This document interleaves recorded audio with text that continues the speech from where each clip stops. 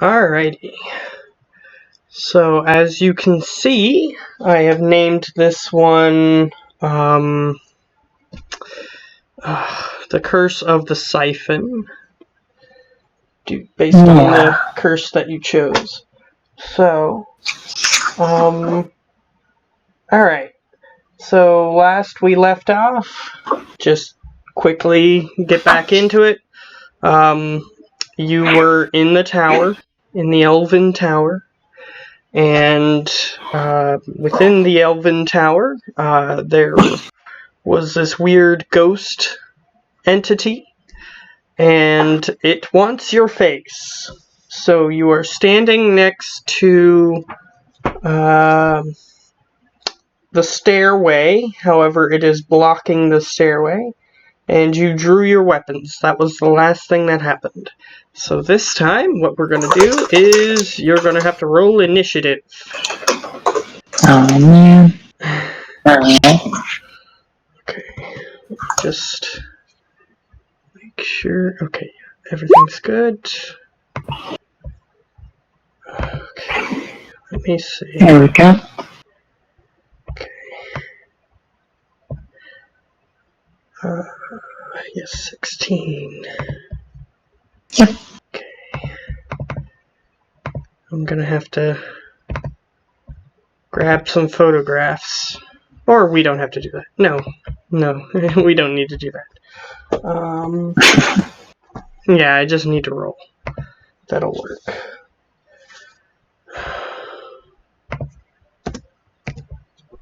Because there's only 2 of us, so we'll determine who goes first. Okay, great. So, I don't go first, you go first. So, Sweet. it is blocking the stairway. Oh, man. Okay. And I'm like right next to it. And it's evil. Well, it wants your face. I mean, I'm going to qualify that as evil. Okay, fair enough. As a lawful character, I feel that that's evil. Fair enough. Well, I might as well try the simple thing first. So I have 2 hand axes that I'm normally wielding, and I'd like to hit her with them. I believe that the one I roll with disadvantage for now? Yes, for now. Because you don't have the dual wielding ability. So let's see, that's normally... Attack is 2 for proficiency and 2 for dexterity, so that's +4. Yep. And that's a terrible roll. That was for the first one, and I definitely failed that. Okay. The second one is whatever the worst of these 2. Were you attempting to throw them? Or are you just attempting to melee? Just melee. Okay. So I got a 14 and a 5. That's great. Let's see. Yes, you hit with one, however the other one hits the floor and is slightly chipped. Which for now doesn't give you a debuff, but if it keeps getting damaged, then it might later. Just keep abusing the thing, you know? Yeah. Alrighty. But the other one does hit. Yeah. So... there we go. My fantastic luck continues. For nat 1 damage. Perfect. Yeah. Luckily, there's a lot of modifiers for being proficient and having a good modifier on it. Yep. Okay. So the creature does get hurt. You do slice into the creature.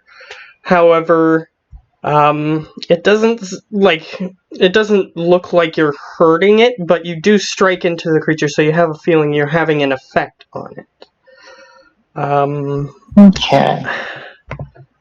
However, so we'll be able to physically affect the creature. You are harming it, you have a feeling, but the appearance of it hasn't changed. Like, it's not growing wounds or anything from what you hurt it.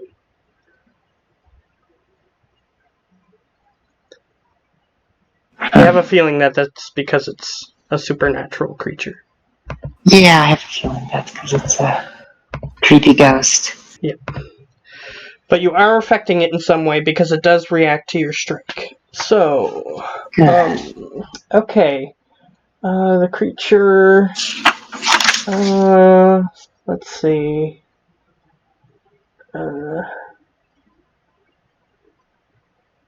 Alright. It just sort of gets close to you, and its weird cracked skin and its weird missing face that is slightly looks glistening with blood as the musculature is exposed.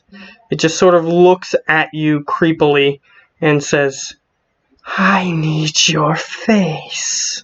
And I need you to roll a wisdom saving throw. Oh, yeah, okay. That's...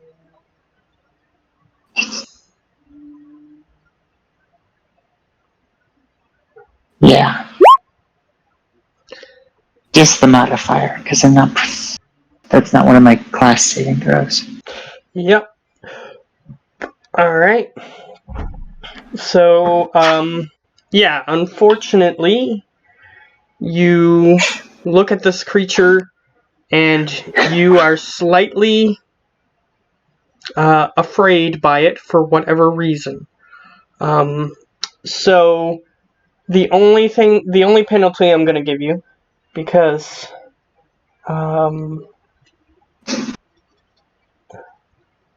I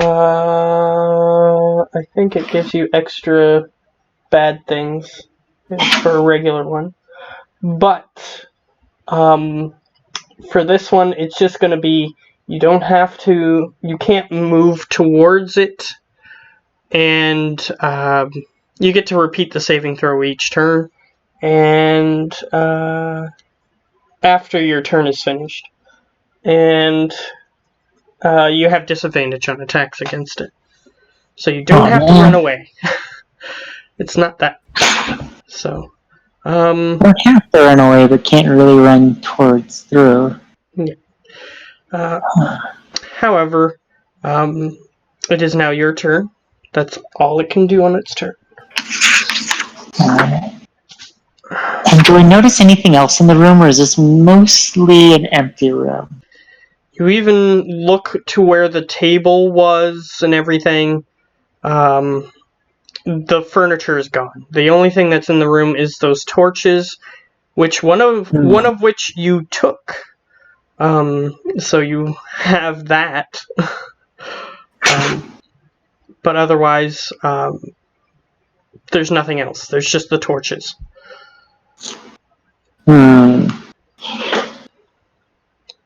I'm gonna, well, let's see. So, slashing her left her looking largely the same, but she looks like she's made out of things. She might think she's made out of things.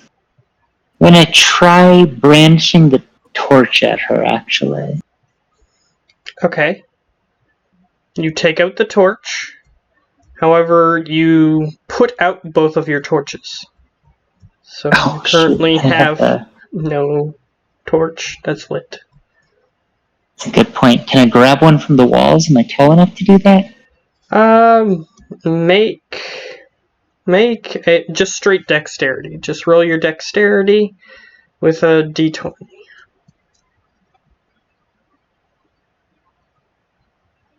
That's a better roll than normal. Alright, so you manage to grab onto the torch.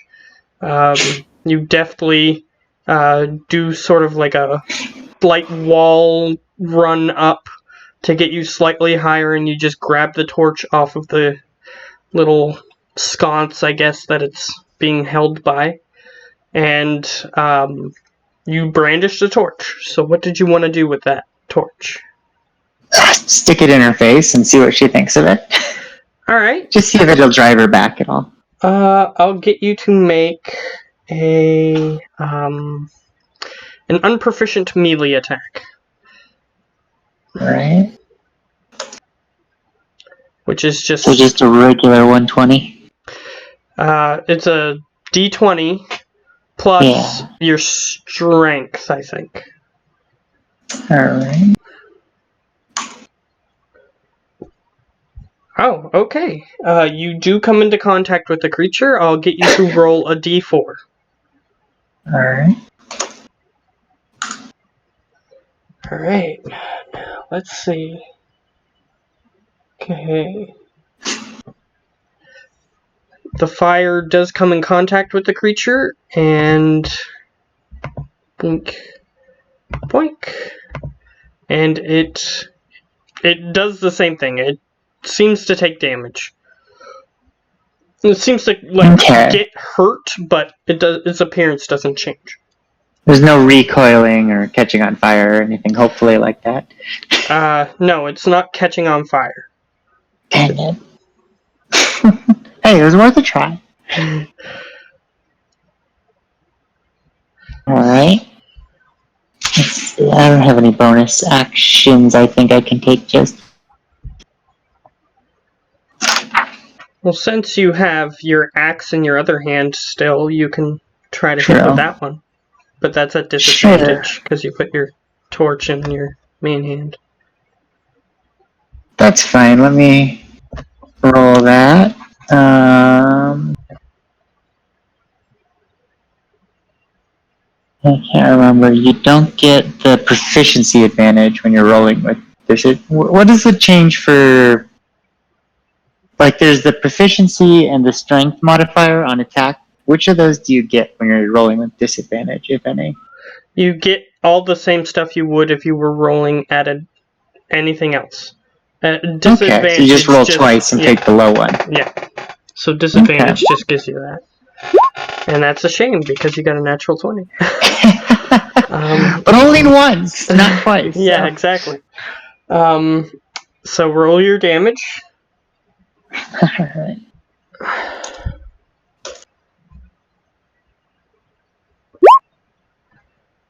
There we go. Alright. 8 damage. Yeah, at least I'm not like trying to throw my axes on the floor here. Alright. Still need to recover that one. At this point, you notice that the creature it starts fading in and out as if the energies that are holding it together are having a hard time staying where the creature currently is. Which indicates that it is at 50% or less HP. Just so you're aware. I'll give you an indication when that's happening. Nice. And then I'm gonna make, just for the end of my turn, that final wisdom check again, I think? Yeah. Yeah. No.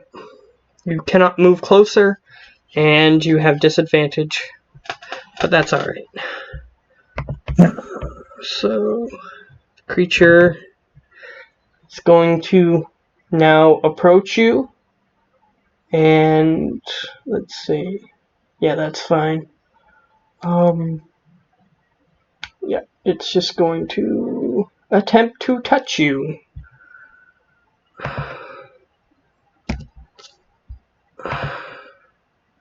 $17, I assume, hits your armor class.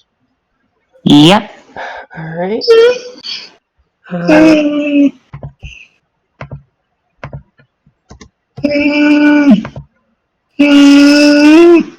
You take 4 damage.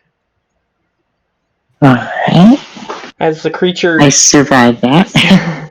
as the creature just sort of tries to caress your face slightly, and your skin begins to rot at its touch. So... okay. So it just sort of slightly caresses the side of your cheek, and your skin starts to become tough and rough feeling. It's not great. So it is now your turn. Alright. Let's see here. I think I'm gonna The axe I hit on the floor. Do I need to recover that? Yeah, like. Oh, the 4 damage. You have 4 damage. So. Yeah, no, I meant so like the first time I attacked, when I still had both axes, I chipped one on the floor. Did I lose hold of it, or am I still? No, you still have it. You still have it. Okay. I'm just indicating that it needs repaired. Yeah, no, that's for sure. All right, if I still have both of them, I think for now, being as it didn't seem to do anything particular, I'll drop the torch and pull out both of my axes to attack with. Okay. And then I'm rolling those with disadvantage, right? Yeah, because you're still afraid. All right, so first one.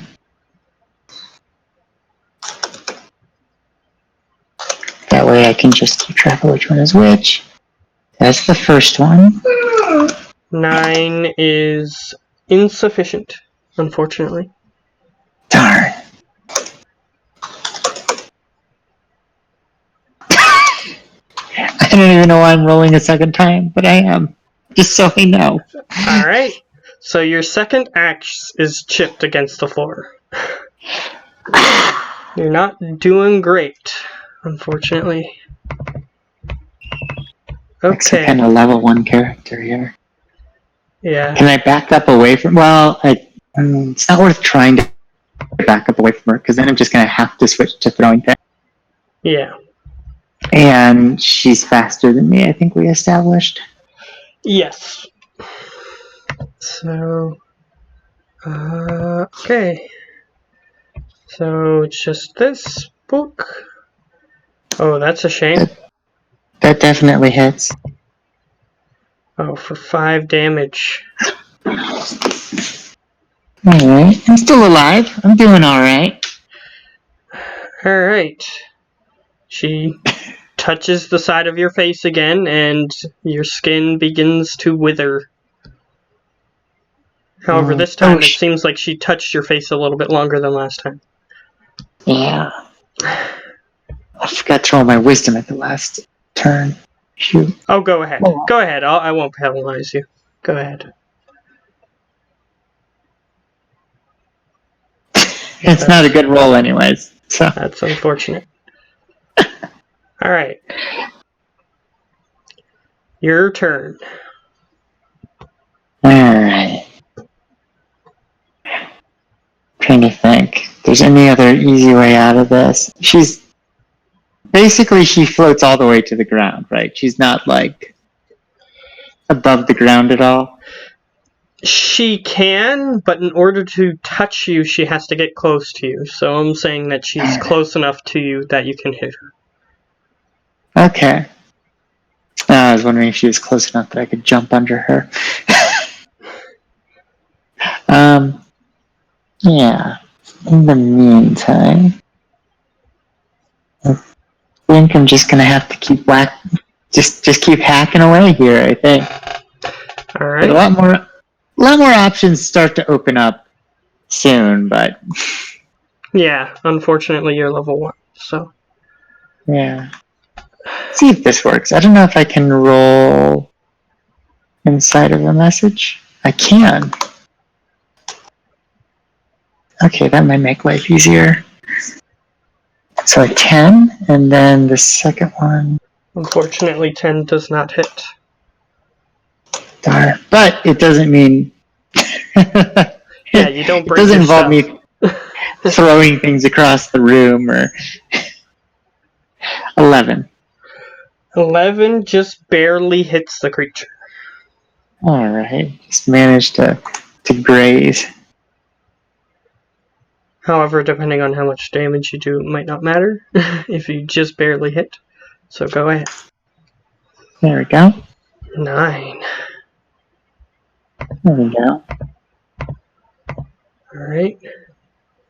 She recoils back slightly, and she says, I just wanted your face.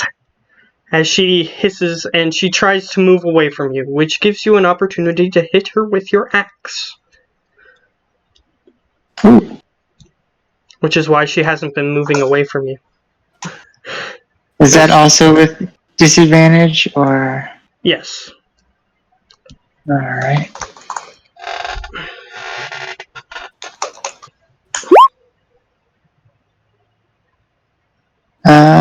15, it looks like. Yep. Alright, 15 hits. I thought so. There we go. 10 more. Wow. It's as good as those things get. Alright, and as she gets hit this time, she is weakened and in the air. She sort of just like waves back and forth, and for some reason she is unable to move at this point and lays on the ground. Like her feet, she doesn't have any feet or anything, so her dress just sort of splays out as if it were a flower landing on the ground, and she just stops in place, and you hear a voice in your mind saying, "Touch her." That's a creepy voice. I Yes. don't know about that.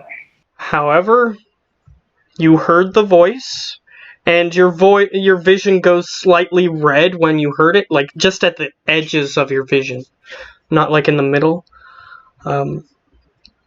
However, you hear that voice. And it doesn't sound like her, right? No. Sounds like something entirely different. I'll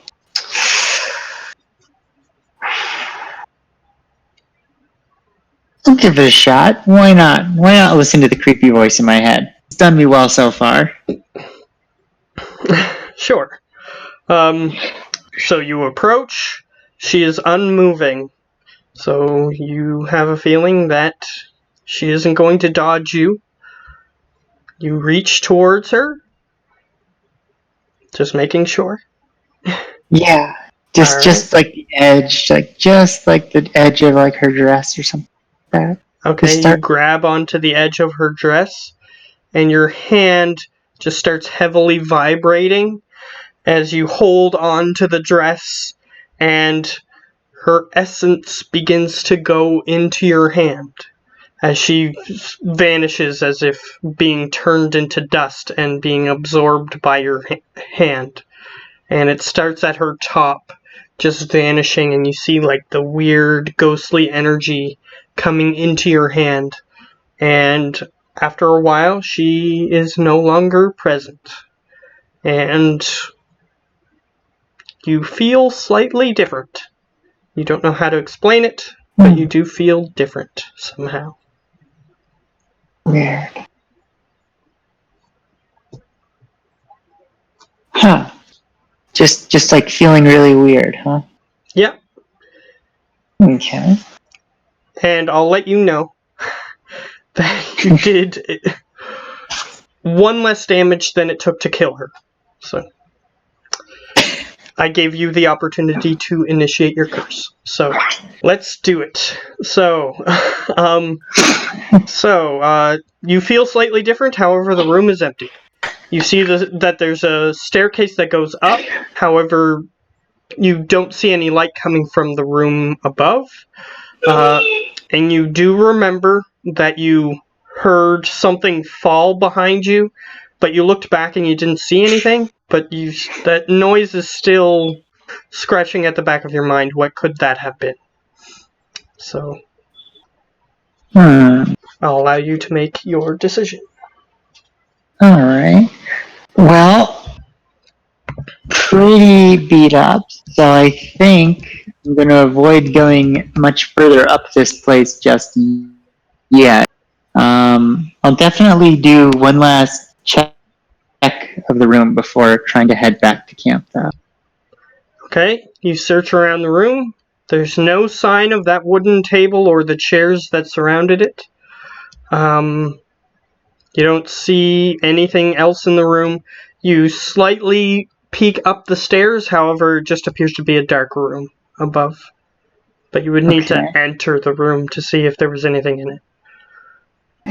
And do I still have the jeweled box with the ring and letter? Alright, you open your pack. Or did those disappear? You look in your pack, The box looks slightly more weathered than it was the last time you saw it, which was just a moment ago when you put it in your bag. Huh. As if perhaps it was set outside during a rainstorm, the paint is slightly peeled, that sort of thing. Alright, so it was older than it looked, for sure. Yeah. Interesting. Alright, I think with that, I should probably head back to camp and let them know that I'm not able to find that one fella. Alright. You walk back down the stairs, and I need you to make a dexterity saving throw. Oh no. This is a result of something that happened last week, unfortunately. Solid 7. You slip, and your foot hits something slippery as you're going down the steps. So one of the steps is slightly slipperier than the others, and you trip and fall. And I'm gonna roll something. You take 1 damage.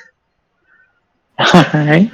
As you fall down the stairs, and you collide with something softer than stone floor at the bottom of the stairs. However, you're looking up at the ceiling, so you don't know what you just landed on. Creepy. I'm gonna get up and look at whatever I landed on.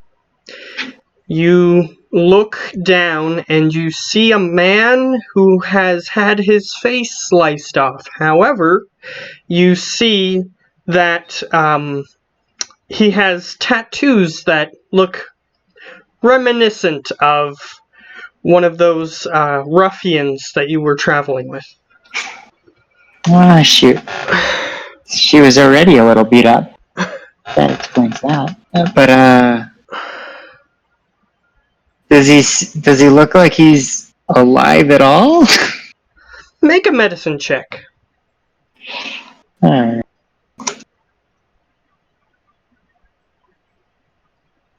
It's dumb. No particular proficiency. Alright, you walk over to him, and since medicine checks are technically capable of stabilizing a person, you notice that he is still breathing. However, him not having skin on his face is a problem.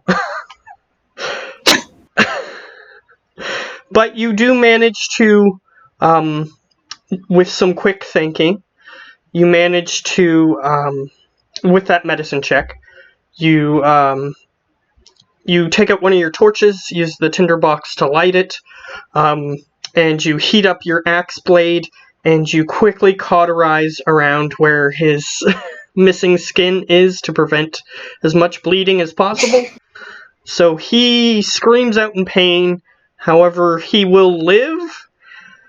It would probably be best if he saw a cleric. Yeah.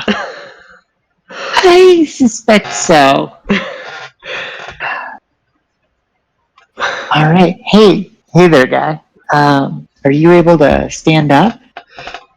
After you, I'll save you the embarrassment of talking to him, because he appeared to be unconscious after you, used the heat to go around his entire face. It caused him severe pain and he passed out. Wimp. Alright. In that case, he just had his face sliced off. That shouldn't cause any problems. Yeah, come on. Just deal. I think I'm gonna have to try and drag him back to camp then. What is your strength? Like the number? 15. Yeah, you can lift him. A person who has a 10 strength can lift an ordinary person with some trouble. So, yeah, you're higher than that. So, he's just an ordinary human, and dwarves are naturally stronger in certain instances than humans. So you can lift him. And luckily I don't have to take him too far. Yeah. Assuming I can find the portal back. Alright. You are faced with another issue, however. You walk towards the door and the door is closed. However, you do remember that the lever is there, however, it's slightly taller than what you are. Alright. I remember this. Alright. So I guess I'll have to set next to the door. Alright. And then, let's see. I have a lot of rope, so I'm going to cut off 10 feet of it or so. Of one of the two. I've got a couple of ropes. So. Alright, so you can subtract however much rope you want from that rope. Each rope is 50 feet. Yeah. So, depends on how many feet you want to cut off. I'm just going to grab like 10 feet, and I'm mostly going to use, well, even that's kind of a lot. Well, I don't know exactly. How close is the lever to that door? It's like a few feet behind it, right? Or something like that, or... It's 2 feet, like, if you measured the distance from the portcullis-like door to the lever, it's approximately 2 or 3 feet. Okay, well in that case I'll give myself some slack. So definitely cutting off 10 feet of it. Alright. And then I'm going to try to climb up the door to the lever. Alright. And then, hopefully, so to sort of explain this through so you can think of... I would like to pull the lever and then hold on to the door for a little bit and tie the two things together so that it remains at least partially open. Okay. Sure. If that works, depending on how the mechanism works. Sure. You do so, and the door remains open. However, you notice that it begins to strain on the rope because it pulls it up a couple of feet because you're tying it to the portcullis.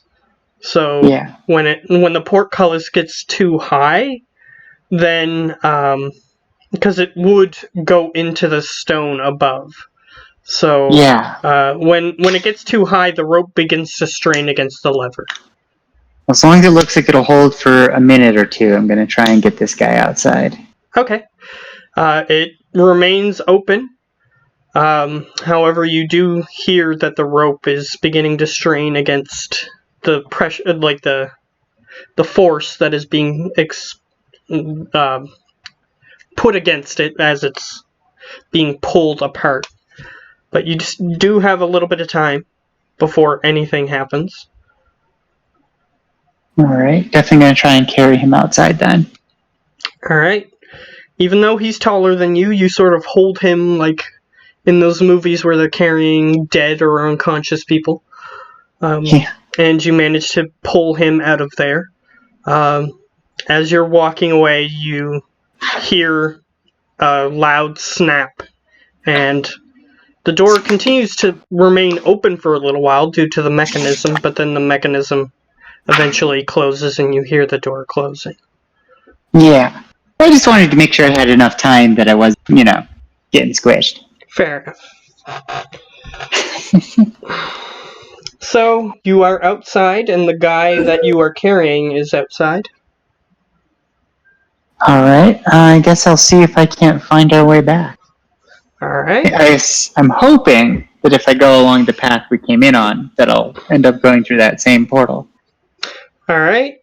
You just sort of are walking and walking, and then you need to blink a couple of times. You feel maybe something was in the air, and suddenly you're approximately 50 or 70 feet, somewhere between there, away from the exterior of the encampment.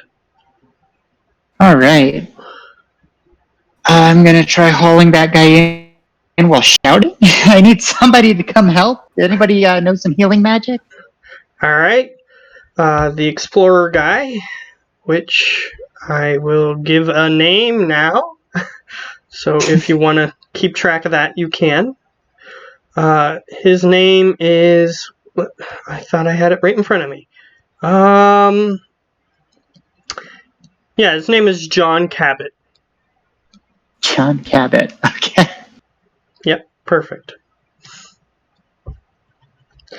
So, you see him rushing forward, and he goes, "Oh, I dare say! He looks injured." Uh, yes. Okay. I'm having a hard time. Yeah, no, he's definitely injured. Oh man. Yeah. So we were going, and I'll just kind of point in the general direction off that way in pursuit. Since I was told that he had gone missing, and he had, it appeared, gone through a portal of some sort. I don't know how stable, but he had ended up going towards that tower you see off in the distance. And there a ghost had injured him. Something fierce. I've managed to stabilize him, I think, for now, but he is going to need the care of a cleric or somebody to truly tend to these wounds. Alright, he motions for someone to approach. However, they don't look like a cleric. They just have like a basic bandaging first aid type kit in their hand. And they motion for you to set him down on a nearby stretcher that 2 other people are carrying.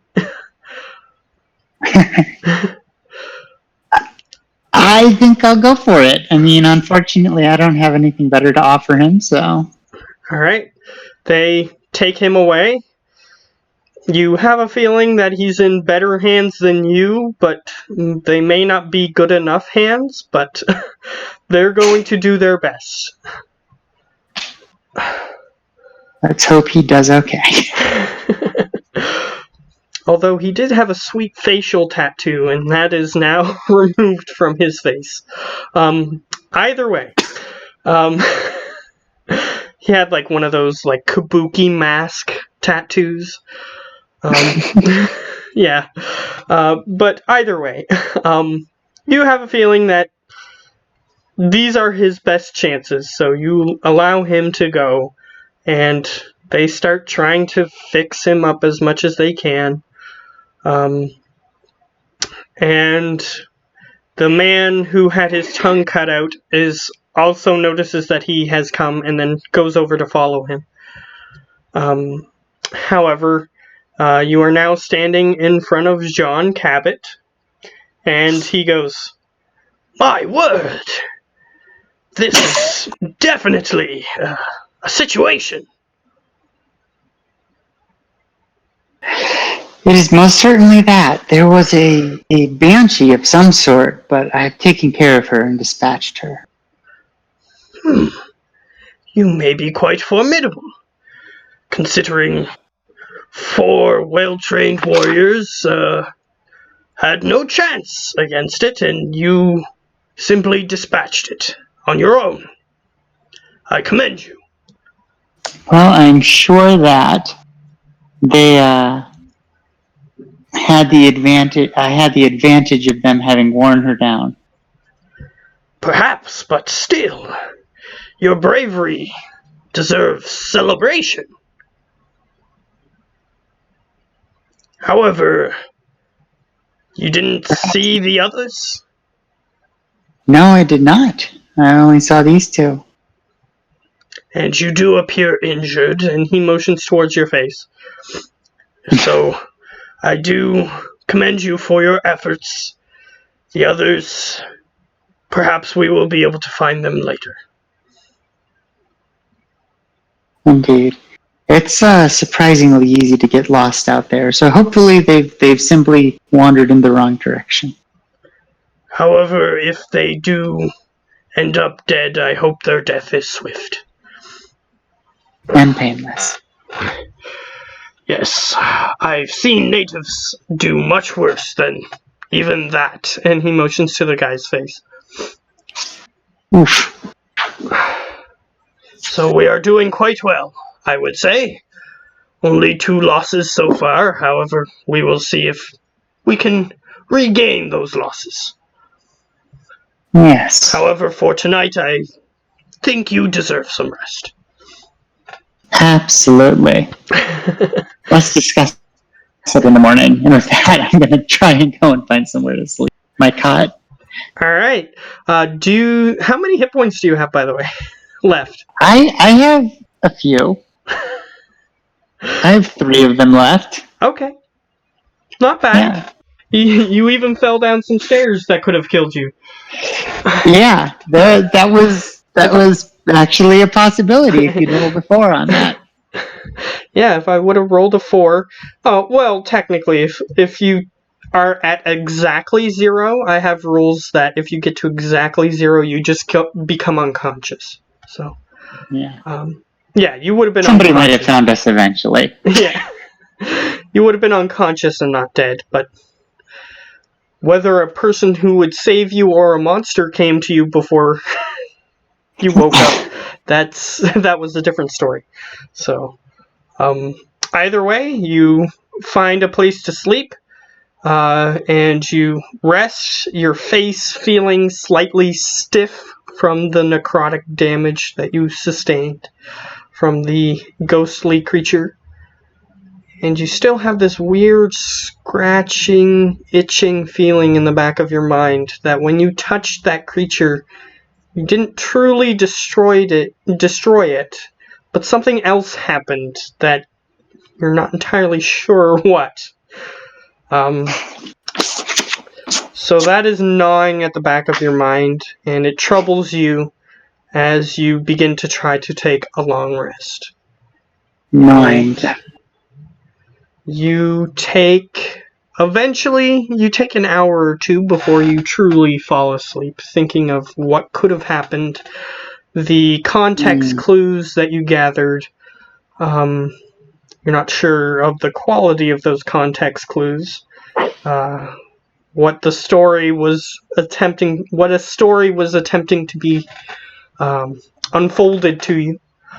However, sleep eventually takes you, the exhaustion and hurt, because your face begins to... It wasn't hurting before because of the necrotic damage, it just rots things. However, eventually your body tries to heal that section, and your face begins to severely hurt. However, the pain, it's one of those severe pains that causes you to go unconscious rather than keep you awake. So, you do fall asleep. And I need you to make a wisdom saving throw again. Alright.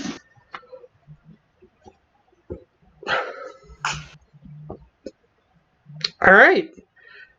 So, this is going to give you a bonus in the next thing. So, Good.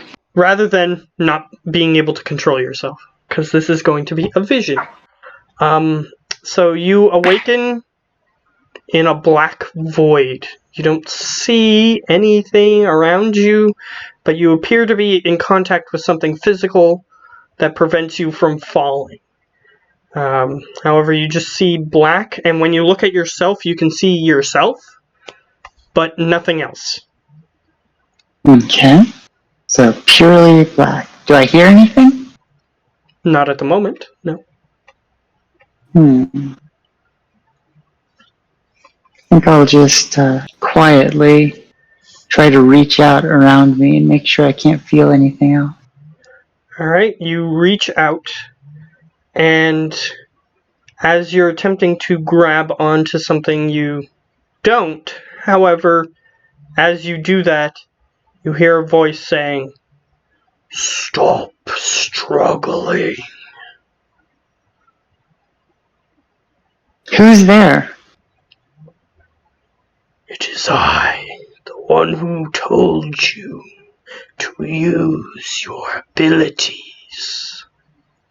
What is this ability? That creature vanished. You have obtained The curse of the Siphon. I am the bestower of curses. How many? Is this in reference to the strange box I found on in the tower?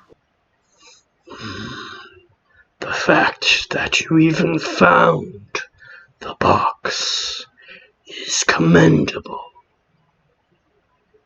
The box is invisible to those who do not deserve it.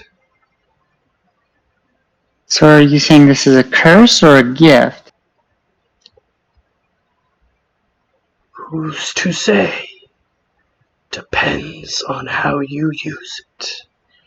However, when I created it, I called it a curse. And what does this curse do exactly when It that gives you, creature disappeared?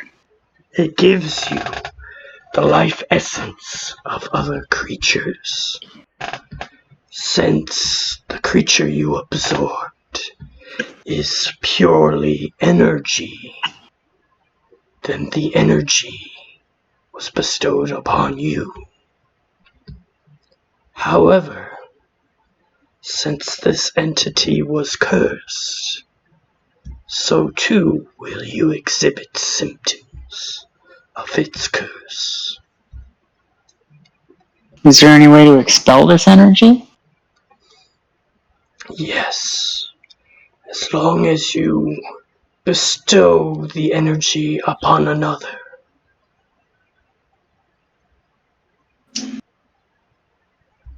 Alright. That would seem unfair to them. Perhaps, but perhaps said person deserves such a fate. So why have you appeared to me? Simply for the curse, or is there more you can tell me? I simply wished to give you a fighting chance. One who is worthy of such bestowment deserves a fighting chance to know what they are getting into. However, there is no backing out at this moment. Whatever compelled you to open the box, be it fate or be it your own curiosity, that has removed your choice.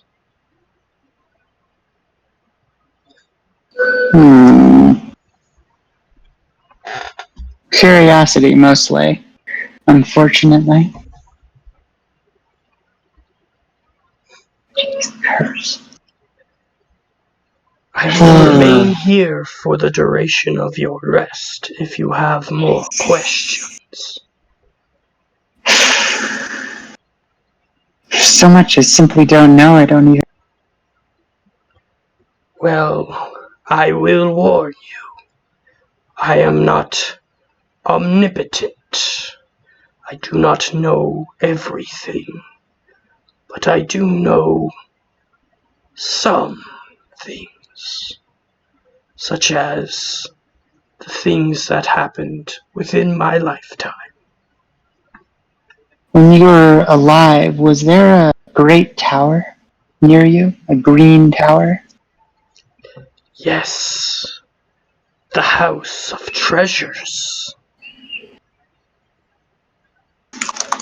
And what was in this house of treasures? That's where I found your box. But what is Yes, the rest of it for? that box was placed on the first floor of the tower, because only those who are worthy can see it regardless. Therefore, why not put it at the entrance, so the ones who deserve it can easily gain access to it? However, the rest of the tower contains more treasures, some more of value to those who placed them, some more of a value to those who would attempt to take them. Depends on which treasure you find. Do you know anything about a ruby ring? Ah, this was not desired by its owners. Yes, it had multiple owners because they betrayed the one who owned it. Interesting.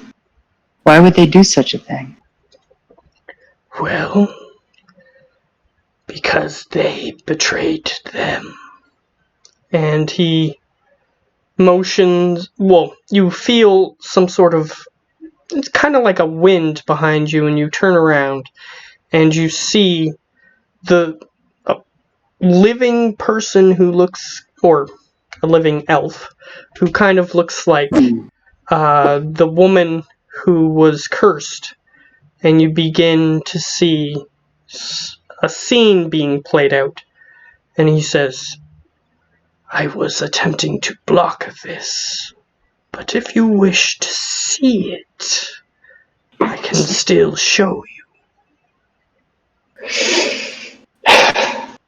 I think that it's important to bear witness. Your wish shall be done. And the scene just overcomes you and washes over you. As suddenly you are the elven woman, and you're just sort of walking down the street happily, and you are picking flowers and whatnot. However, a man walks into your path, an elven man, and you begin to interact with him lovingly. And then you flash to another scene of another man and another elven man, and she's interacting with him in the same way. And another man, another, until you get to the number of 20. All different, visibly different stations and classes, different occupations. One is even a beggar. However, after a while, you see one of the men repeated as she is following him as he's leading her somewhere, and the other 19 men are around the corner, and he leads her around the corner, and they all confront her, and she runs away and ends up in a dwelling similar to the dwellings that you've seen around the city, and she gets surrounded by them, and the only place she can run is on top of a table, and one of them jumps up with a rope and puts it around her neck and throws it over the rafter, and they all just pull on the rope as hard as they can and kick the table out from under her, and she is killed. And everyone in the room just looks at each other. They each walk over to her, and one of them takes the ring off of her finger, and they just all... It flashes to another scene where her spirit is watching over them, and they place it in a box, and they walk into the tower, and they place the box in the tower. In the middle of the floor. It's like they're not even putting it on like a pedestal or anything. They just went to the second floor, placed the box, and they left. Weird. So that is the scene that you see. And then you go back to the black void where you were before. Strange things. Alright. Well,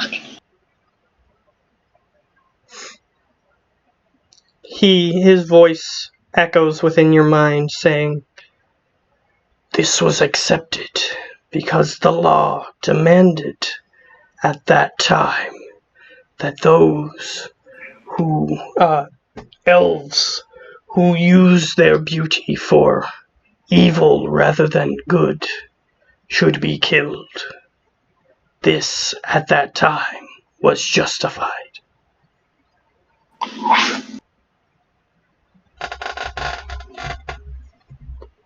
Very different from dwarvish culture.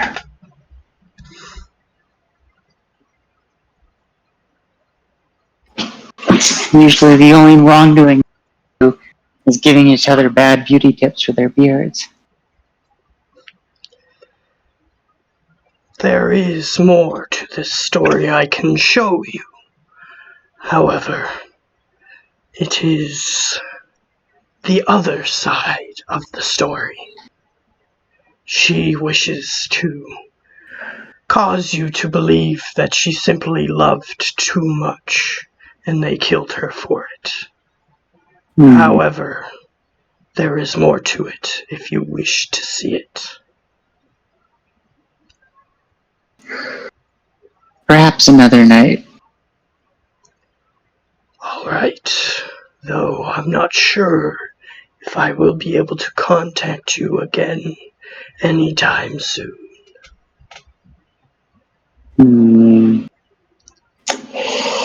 Well, in that case, is there any harm in doing such a... Depends on if you wish to believe that a female can be innocent no matter her crimes. Alright. Well, I suppose not, so... Then if it is something that she wishes to show you. Then I will not be destroying your sense of innocence or ignorance. Therefore, there will be no harm.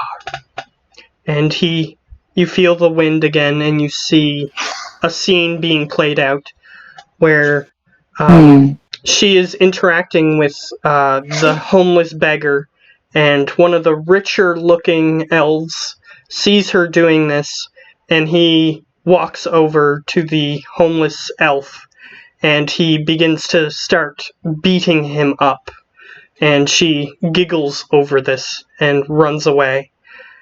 Another scene of similar things, of bar brawl breaks out, and she laughs, and you feel an endorphin rush in your mind, as if she truly enjoys watching people fight as a result of being with her. She's not a nice person. And near the end, she was slightly happy, but the memory was modified that all of them were together because she thought that they were each going to fight to the death. However, that didn't happen, and they instead killed her. So, yes, the chaos that was wrought by her was more than the single instance of chaos, or at least that's what he is showing you. Potentially a long string of events. Yes. Okay. She reveled, at least in what he is showing you, she reveled in these people fighting and pain being caused because of things that she did. In that case, I'm gonna ask this creature, this curse talking to me. Is there any reason to return to the tower? Should we avoid it? It seemed so far off, yet we were there almost. Once we abandoned the tower, I remained there with this box. I saw many creatures enter the tower over the years. Most not friendly. Many still dwelling within the tower. If you wish to find more treasures, you can. However, they will not come free.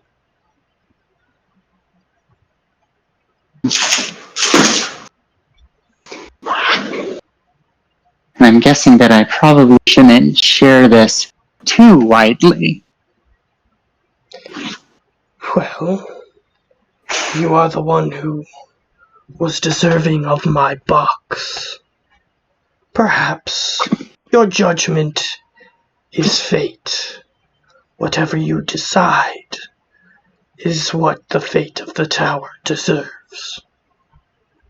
Well, I wouldn't want to see the rest of my company come into harm. Alright. I think with that, I'm out of questions for the immediate time. Hopefully achieve some sort of rest for the rest of the night. Yeah. So, you do exist in this black void with this weird disembodied voice for what seems like a few hours. When suddenly, as if waking from a terrible dream, you just sort of open your eyes again, even though you were seeing something, like you were experiencing something, and then suddenly your eyes open and you're not where you were before. Even though your eyes weren't closed, things of that nature, it's kind of jarring. And you awaken, and the hustle and bustle of the explorer's camp is happening around you as you rested in one of their available tents, and you're where you were when you first went to sleep. Alright. Well, who should I? I'm wondering. I'll ask, you know what? I'll just ask John Cabot if he knows it. Okay. You find John Cabot, of course. He is overseeing some sort of discovery, which it's just sort of like the side of a building that has an intact piece of writing on it. And he is just overseeing them, like using their little brushes to get the dust and dirt off, little knives and things to get rid of the overgrowth on the piece, so that way they can attempt to take it elsewhere if they wish. And he's just watching them with his hands behind his back, his head lifted high as he's watching them. So a mural, is this? Oh, I dare say, perhaps. It looks impressive. Do you understand what it says? Well, it is an ancient dialect of Elven. However, he looks over it, and it's not completely revealed. And he says, well, this letter, and this letter, perhaps it is some sort of warning? I'm not sure. Alright, why do you think they would wish to leave a warning on the side of a building? Perhaps you're right. Perhaps it is another word. We don't see all the letters yet. True. And he looks over at you and he says, though you do seem to have recovered. And you start touching the side of your face where your skin got rotted. Your skin is, it's kind of like when you get a sunburn and you get that really thick peeling skin. That's kind of what's happening to your face currently. Oof. Yes, I feel much better now, all things considered, at least. Your skin is peeling. Perhaps we can fetch the first aid? Some ointment might be appreciated. He motions for someone to come forward, and they have like a a similar case to the other person that you saw last night. Perhaps they were the night shift and this is the morning shift. And this person takes out a little vial and they hand it to you. And it's just a little vial of this white, thick ointment type substance. And you can attempt to use it if you wish. However you Yeah, I want. might as well try to dab a little bit on my face. Alright. You do so, and it dries relatively quickly and dissolves, and the loose skin just easily falls off. And your skin's a little raw underneath, but the ointment, you can still feel it on your skin, and it appears to be healing the skin slightly faster than it might have. Oh, good. I suppose I should trust an explorer to have something for burn. Yes.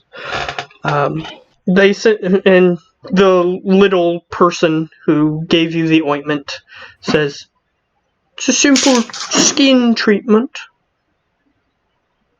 Oh, thank you very much. May I keep this as I recover? Back. She nods. "I do have more in my tent." Alright. And she nods and walks off. Alright. Thank you for that, Mr. Cabot. I don't suppose you know how my colleague is doing this morning, do you? Oh, I haven't checked in on him. After we discovered this stone, I lost my focus on other things. Fair. I'm sure that the medics have the best care for him that we can get into camp anyways. Well, when I was recruiting in your small town, I didn't find any healers willing to come on this expedition, so we just worked with what we had. Yep, always do the best that you can. He nods, and he sees that one of them is starting to uncover another letter, and he goes, "Oh, if you don't mind," and he walks over and starts examining what the possible word might be. Alright. I'm going to go maybe find some other archaeologists that aren't being quite so closely managed. Fair enough. So you begin walking in a different part of the camp, and I'm going to roll for something here. Okay. You walk into this part of the camp. What specifically are you looking for? I'm trying to look for some other archaeologists who might know what they're doing. Fair enough. So, you do walk forward, and you see what looks like a male tiefling who is just sort of has a book open in front of him, and he has like those little tiny glasses that has a chain connected to around his neck. The little tiny glasses, and he has those rested on the nose of his on the bridge of his nose. I was going to say the nose of his bridge. I literally was. On the bridge of his nose, and he's just sort of peering through it.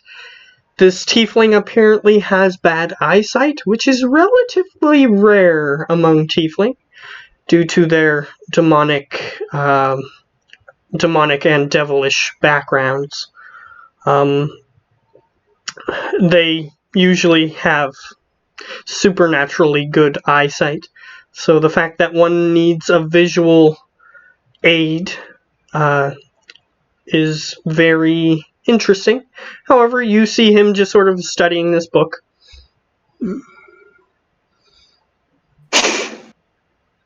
Hello there. Do you have a moment? Oh, yes. What did you need? I was wondering if you happen to be at all literate in ancient Elvish languages. Well, I did study it back in my College days. Why did they still not discover what that sign says? Oh, I'm not worried about the sign. I think they did find another letter on it, though. Perhaps they will discover what it actually says. What do you think it says? Oh, I'm sure it's just the name of a shop. Something completely mundane and uninteresting.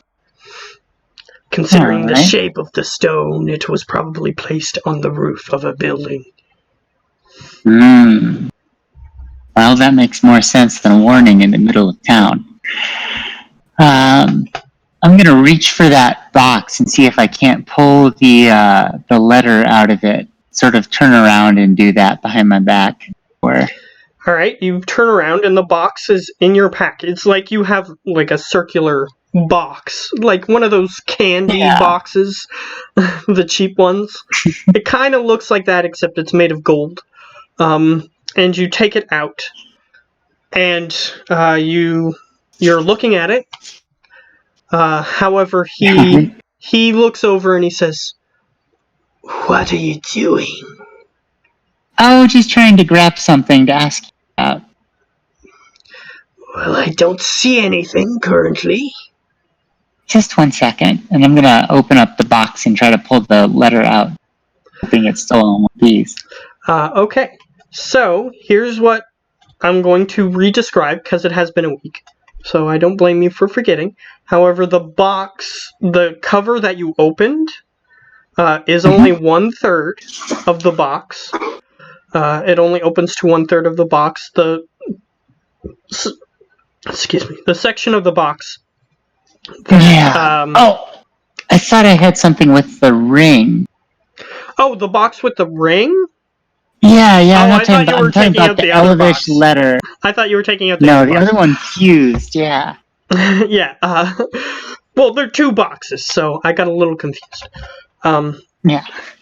Okay, so you take that box out. I'll say that the reason that he didn't see it, just to make that canon, is that you're sort of hiding it with your body. The paint is chipping and peeling. The wood underneath is slightly rotted. You have a feeling that if you touch it in the wrong way, that it will just crumble into dust. However, you do open it, and the ring is inside. It looks like it's in perfect condition. Completely undamaged. And there's a piece of paper that you feel the same way as you do about the box. That if you touch it in the wrong way, it will just fall to pieces. I'm gonna just... Well, you'll be the expert, so I'm just going to try to take the ring out and hold the box out to him. Okay. He's going to roll to see if he can see it, but you have a feeling since he has glasses, he has a hard time seeing things in general. That's what I'm hoping. Alright, I need you to make a sleight of hand check, which is based on your dex. Alright.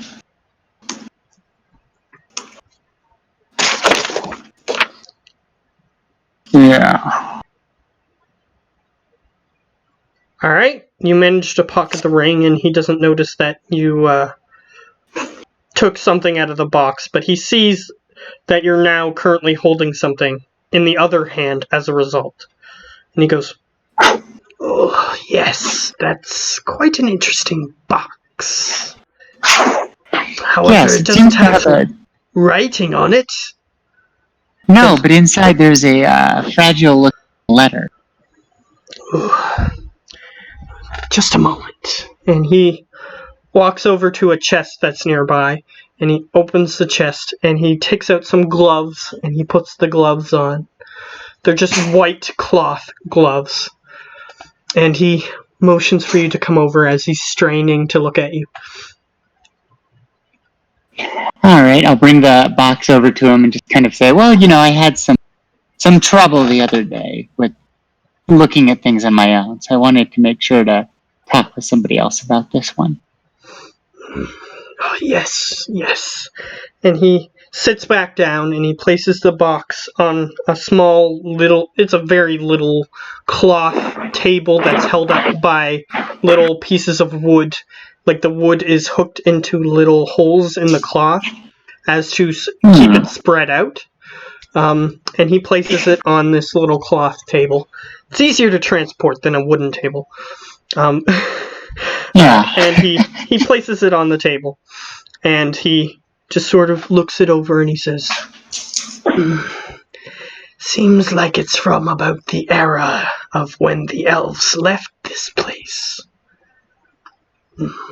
And he looks inside the box and he takes out the letter and he gently opens it.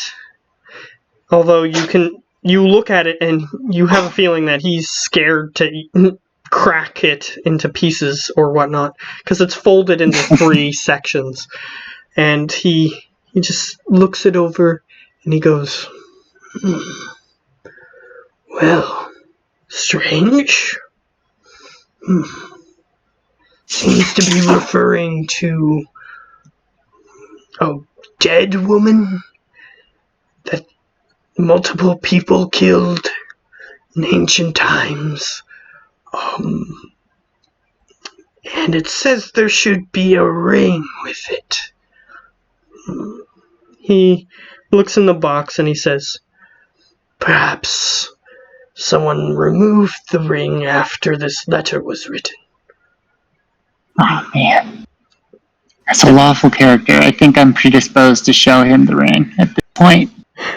However, before he finishes reading, so you have a little chance to...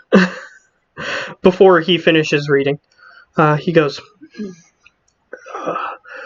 well, seems as though the act done upon this woman caused the ring to be enchanted in an odd way. How so? Well, when this letter was written, at least the first part, it appears that there's another section with someone else's handwriting on it.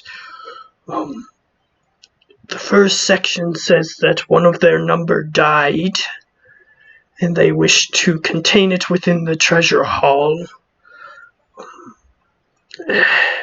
And he continues reading it a little further, and he says, the second section says that he is the only one remaining, and he fears that he will die soon, and it is a warning not to wear the ring. I found this nearby. I'm going to pull out the ring. Okay. And he goes, And then he looks at the page, and then he looks at the ring. He looks at the page, then he looks at the ring, and then the page again. And then he goes, yes, this is the ring described. And he motions for you to give it to him, unless if you don't want to. I'll pass him the cursed ring. I'll give it to him. He seems to want it. He takes it and he goes, yes. I'll make a roll for that on his part. He goes, I do see some runes on it. However, I do not know what the enchantment causes.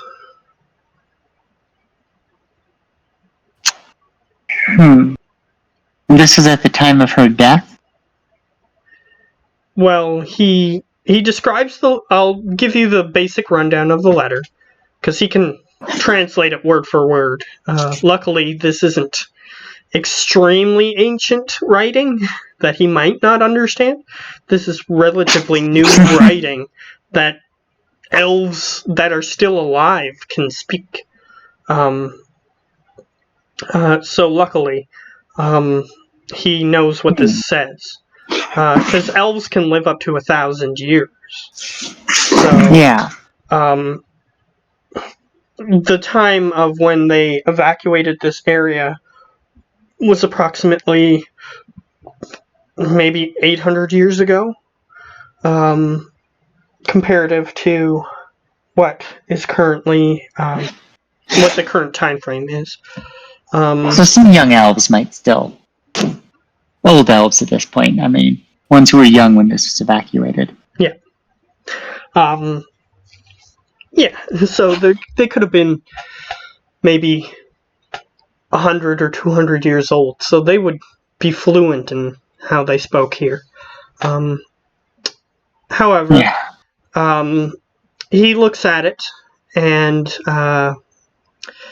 he can translate it word for word. The first one is a confession of what happened, so that way they wouldn't get arrested. They confessed as to what happened, that they did this, and she needed to die as per the laws and everything.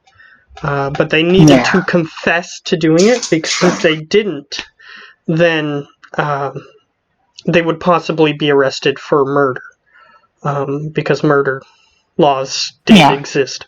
So they needed to prove that that was why, and they had a list of witnesses written there. And they said, however, the ring was cursed or had some sort of enchantment put on it, and they wanted to get rid of it. And if any authorities wished to see the ring, they were going to put it in the house of the House of Treasures, or the Treasures House, or whatever wording you wish to use. They use different wordings. And he doesn't know precisely how to translate that into common. So it's one of those phrasings, the treasure house or the house of treasure, that sort of thing. And he goes on to say that the addendum seems to be the reason why it was placed with the ring, because whoever this person was, that was indicating that people started dying afterward. He seems to indicate that the first part would be important to know as to the reason why he is saying that the ring is cursed. That they did this thing, and it seems as though she cursed the ring to cause it to be very bad for people who wear the ring.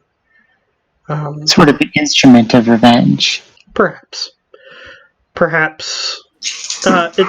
isn't 100% specific on what the ring does to kill people, or how, if their deaths were even quote unquote related to the ring. It just says that they all died relatively quickly after the ring appeared to be enchanted, after they found out that the ring was enchanted. And the last guy wanted to warn people against using the ring. Perhaps it has something to do with if you put the ring on, or if you equip it, or in terms of the game, attune to the ring. But you're not sure. He just says that this ring shouldn't be interacted with.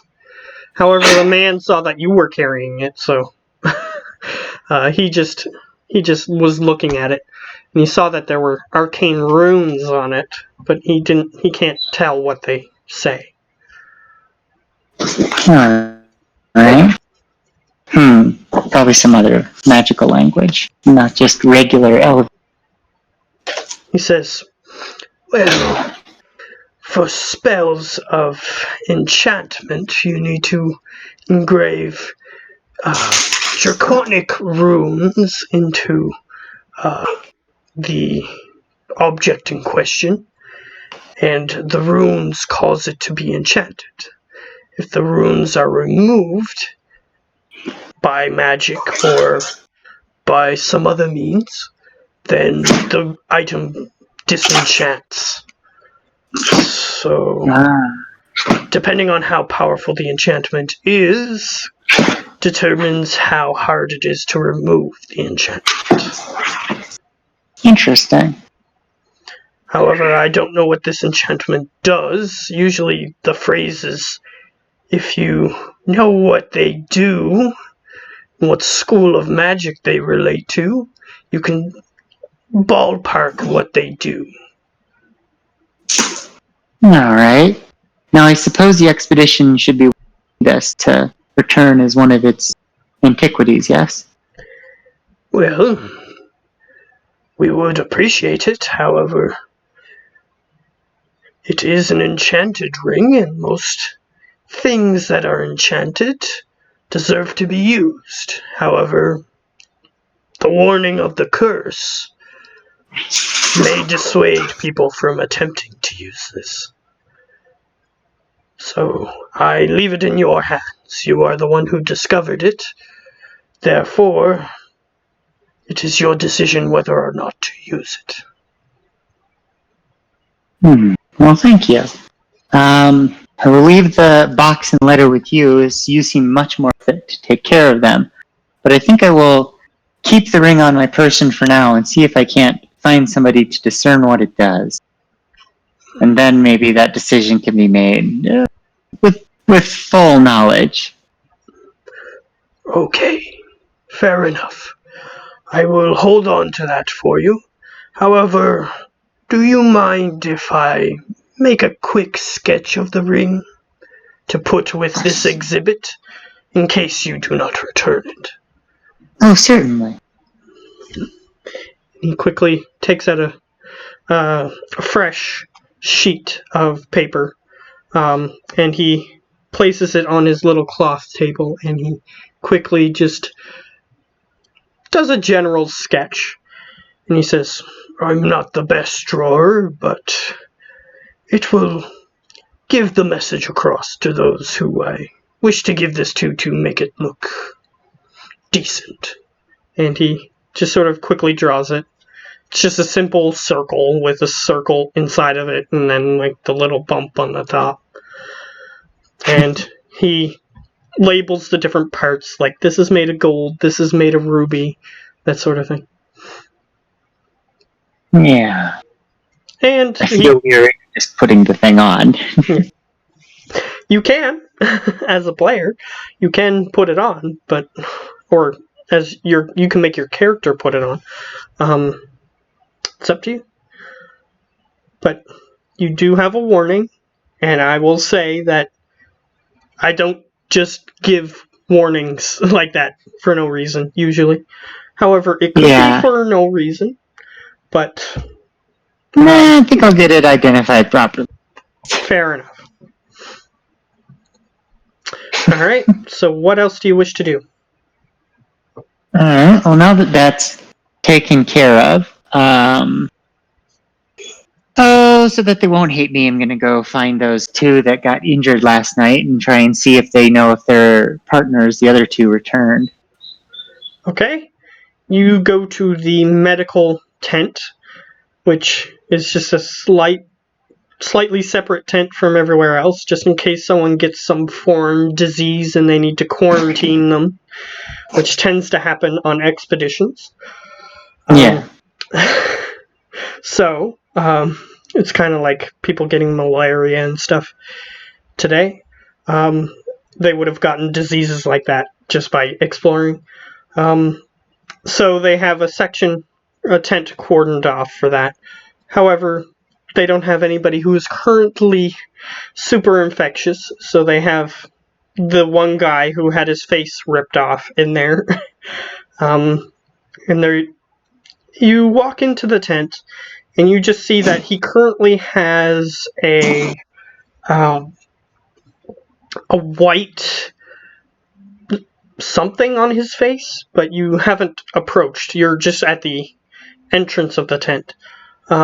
He has something white covering his face, like maybe bandages, kind of white, like sterile white.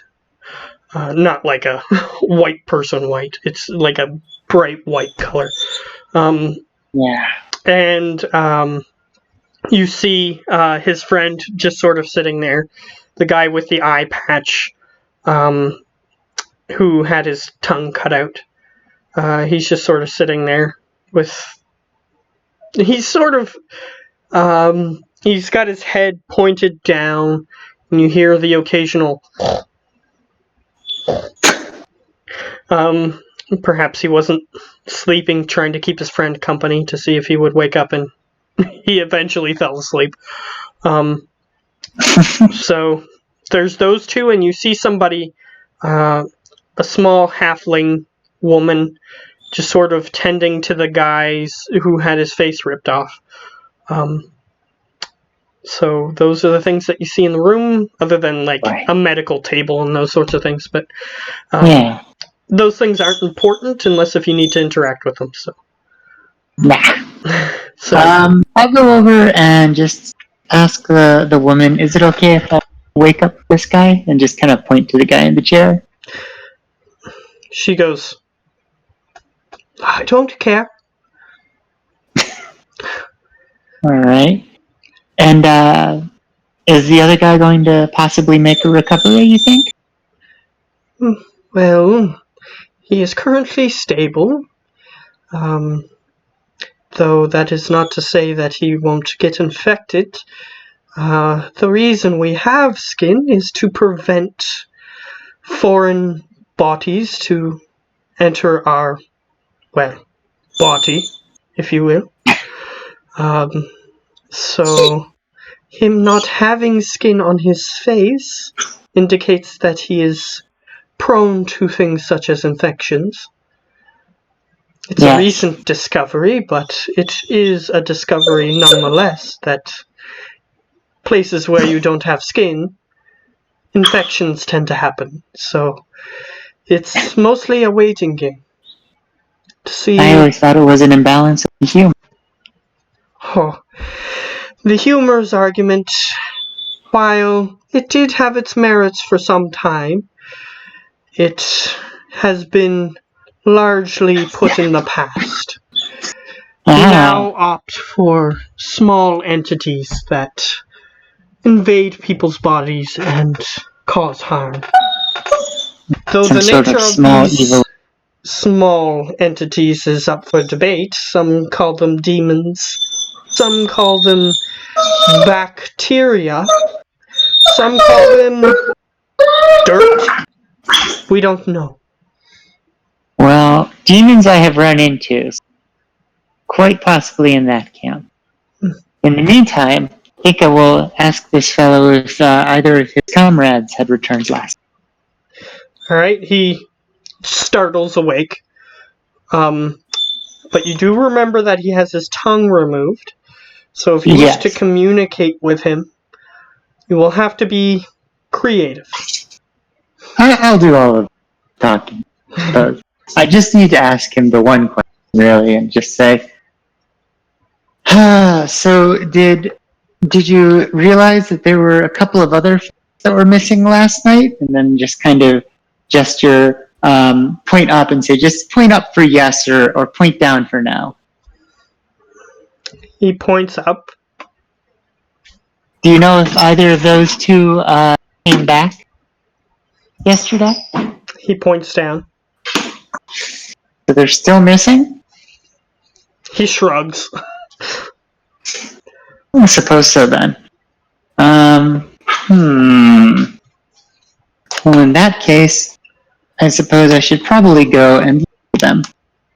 He sees you about to leave and he grabs onto your arm and he holds onto your wrist and he starts writing letters in common. I'll get you to make an intelligence check to see if you catch on to what he's trying to tell you. Alrighty, just 1 second here. I'm gonna dock some food. Fair enough. I was hoping for a moment where I could just talk. I have headphones on, but... That's alright.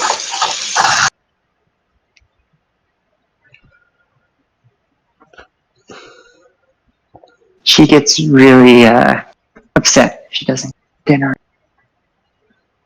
Here, an intelligence check, you said? Yeah.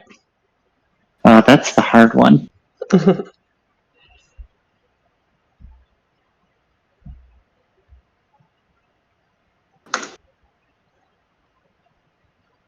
minus. Check here. Yeah. It's a -1. Well, you managed to succeed. So you read what he says on what he's writing, and he seems to be saying went to upper floors. Oh, in the tower, you mean? He nods. Alrighty. Well, at least You then I have know a where to look. feeling from that when they saw the creature, some of them ran up instead of down. Whereas he ran down, they ran up. Okay.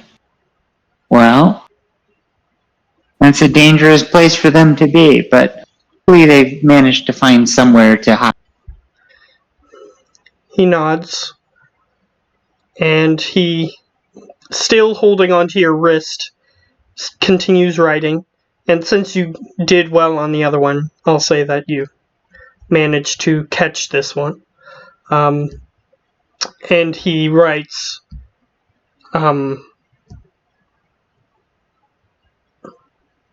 me also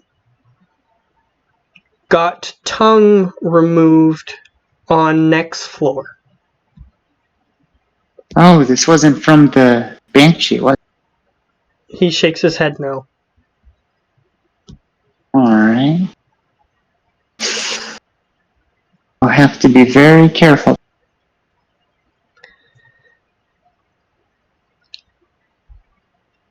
Do you know what it was that attacked you on? He thinks for a moment, and then he just writes on your arm something red. Something hot. Yeah. He also writes. Does it appear to be a creature or some sort of element?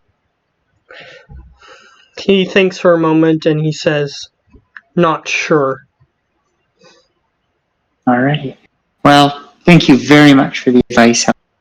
That does help me understand what I'm going against. And he finishes off, unless if you ask him something else, he finishes off by saying, got out only because he, and then he points to the guy in the bed, distracted the woman. Yeah, she was trying to get my face too. And he says, this I cannot repay him for. I think with that I'll just leave it with a deep nod and head out. Alright, he lets go of your wrist, so that way you can leave. But he just wanted to hold your wrist in place so that way he had something steady to put the letters on. Yeah. I don't have any pen and paper, so I can't give him anything better to read. Fair enough. So, he just watches you leave. I'm mildly literate. So a red-hot creature. Some sort. We don't know what. Yeah. Something that was red and hot, and when it attacked him, it somehow only removed his tongue. So, you assume it has to be precise in its movements in order to do such a thing. Yeah. So it's definitely not some moving flame. You assume that if it were a beast, it would just claw at him or something. So, if it was a wild, bestial creature, then it probably wouldn't have just injured him in this way. So. Yeah, no, this is something with malice, intelligence, maybe another goat. Perhaps. You're not sure. Alright. Well, I think the right thing to do would be probably to pursue them. But I'll let John Cabot know that that's what I'm planning to do, and let him know that there's some other creatures in the tower that seem quite dangerous. And he goes, "Quite." And All right. he just allows you to go. As he's Alright. distracted with this warning, probably just regular street sign. Yeah, I suspected that he wouldn't be the most in this case. Yeah, he finds treasure. He's not great with ancient languages. However, he did say that he knew what the letters were. Whether or not that's true, you're not sure. Yes, but he did claim to it. Yes. So, are you wishing to return to the tower? I think that's our main sort of lead, as it were, at the moment in terms of what to investigate. All right. I don't think. Let me think. I don't think that I've met anybody truly evil that I feel pushing the energy of that curse off onto. That's for sure. All right. Fair enough. So you head towards the tower. But before you leave the camp, I'm going to roll. All right. Okay. So you continue toward the tower. Lost that word somehow. And you approach the tower. From the exterior, you see the little bits of rope that you use to hold the door open laying on the ground. Some of it on the exterior because you wrapped it around the thing. Yeah. Some of it is still attached to the gate, as in it fell lax on the gate. But some of it is also on the ground. And you're at the front gate. And you get there the same way that you did before. You just sort of like, something feels like it's in your eyes, and then suddenly you're at the tower. Yeah, it's really strange. It's almost as if something is causing you to blink and try to get something out of your eyes, and then suddenly when you regain vision, you see that you're in front of the tower. Yeah, I'm not sure it's necessarily a portal or something bringing me there. You're not sure. So let me think. So And I'm I'll going just to let do. you know that the light I described last week, when light shines on the exterior of the tower and causes bright colors, it's not related to that. So Okay. you're not sure. Like, it doesn't only happen when that happens. No, because that's fallen over us before and not had anything happen. Yeah. And it doesn't seem like it's related to the time when it happens either. So. Is there anything I can notice on the outside of that tower today, though? Anything on the outside of the tower? Anything specific? A couple. Well, I mostly want to see. I know I wasn't able to really determine when this tower was from or anything, but just if there was anything I wouldn't have been able to see at night, like decorations up the side of it or that kind of thing, but also like the neighborhood that it's in, as it were. Okay. If it appears to be in more town. I can automatically say, like, it's blatantly obvious because you just sort of look around the area of this tower, and it appears to be some sort of like intersection, kind of like where you guys are camping, except slightly larger. And it's sort of like where 4 roads come to meet. Okay. And in the middle of the intersection is this tower that goes up. The roads are covered in grasses, as you noticed that is common in this area. Some of the grasses in this area, however, they're slightly different in color. And I'll get you to make a nature check to see if you can identify what's going on with that. Yeah. All right. Weird. have any particular proficiency with anything to do with intelligence, really.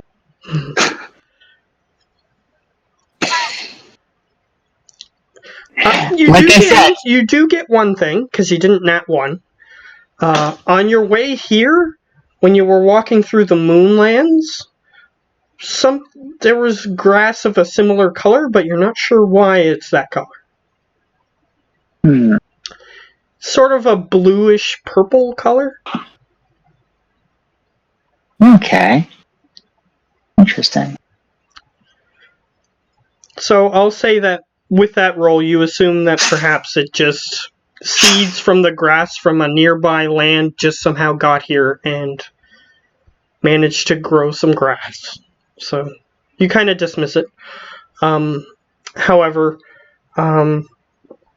you look around the area and it just seems like it's a marketplace. There were perhaps, you see like stone poles. Perhaps they had like little awnings of cloth over them at one point, but those would be long gone at this point. It just looks like a marketplace. There's some ancient jugs that you see. Some of them are relatively intact. So you just assume that this is an ancient marketplace. Okay. Is it in any better shape or worse shape than the area we've sort of camped out in? Not overly. Okay. It's mostly overgrown. This was abandoned at probably the same time as everything else. Yes. As the legends go, there's even people that are still alive from that time. As the stories go, they abandoned this area because they had to use things like arcane batteries, which is what I described before. Yeah. So they moved elsewhere, just for practicality's sake. Yeah. Alright. Well, I guess with that, I'll head back over to the porpoise. Alright. And see if I can retrieve a few feet of that rope by any chance. Alright, you grab that little bit of rope, and I'll say you have 5 feet worth of unbroken rope if you wish to keep that. Not for long. I'm just going to open up the portcullis the way that I have been, and then tie that rope just to the handle, just so that there's something a little more my height to grab onto from the outside. Fair enough. And it dangles down approximately 2 or 3 feet, because the rest of it you had to wrap around and tie. Yeah. And there's just a little hanging rope that you can reach up and pull. That should save me some acrobatics. Yeah. And I automatically gave you that one because you're used to climbing it. But, yeah, so you're good. You tied the thing on. You enter, and this room there's light pouring in from the entrance. Kind of like, I feel like I'm describing a text-based adventure at this point. There's light pouring in from the entrance you just came in from. There's the pedestal, and there's the staircase at the far end of the room. Alright. Well, I'll go up to the second, see if there's still any torches I can retrieve. I don't know if those are all just part of the illusion of that floor, though. You walk up there, and the torches are still lit. There are no windows on this floor, so you assume that the torches are always there. Perhaps there's something going on there, you're not sure. But you have one of these torches that you could have kept in your inventory if you wrote that down. Yeah, I threw it on the floor, but it should still be there. Alright. Unless somebody came and stole it. Yes, it is still on the floor, however, that is the only one that is unlit. Oh, man. Well, I'll see if I can't relight the tinderbox really quick. Alright, you light it with the tinderbox, and it lights up. Alright. That's good. I'm just thinking I'm going to need that for the... Speaking of which, I'm going to start going up those stairs, but very slowly. Something must be keeping these monsters kind of on their own stairs, although if there's any interlopers, they may be a little more mobile. You're not sure, but as the guy who called himself the Curse Bearer, he indicated that many creatures have entered this tower over time. You assume that perhaps there were just wild monsters, maybe, or things that, but they'd have to be smart enough to get past the portcullis. So you're not sure why monsters lair in the way that they do, but you do know that monsters do lair from time to time. They just find a place and they stay there and wait for things to come to them. So you're not sure why they behave in that way, but they do.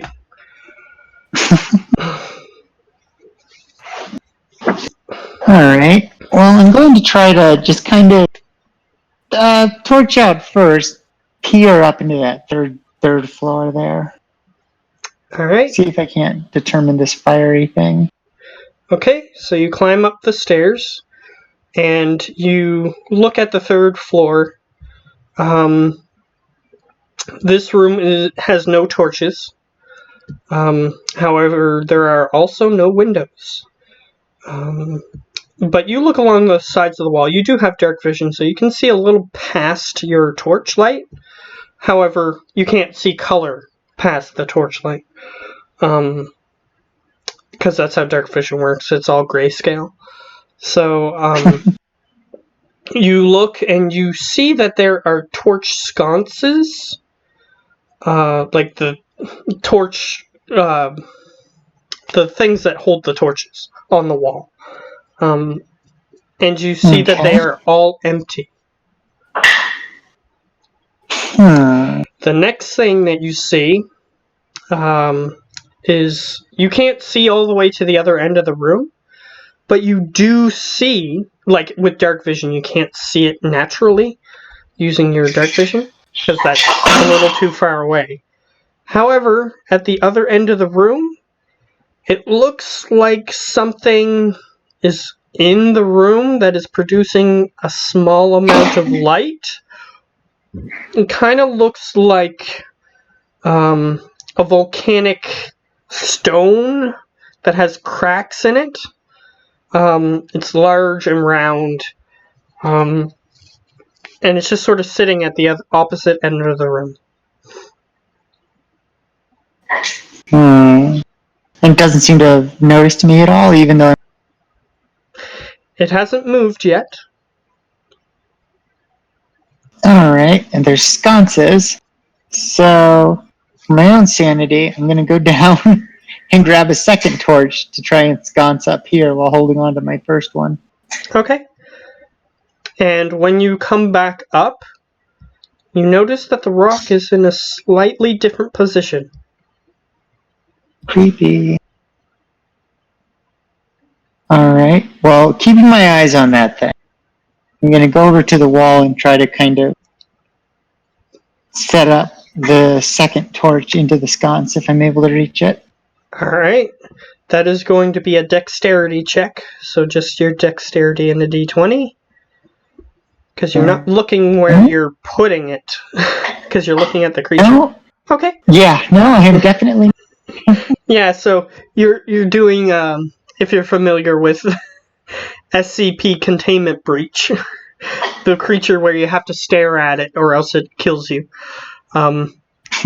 You're just sort of staring at it, unblinking, as you're reaching up to put it back in the sconce, or put the thing in the sconce.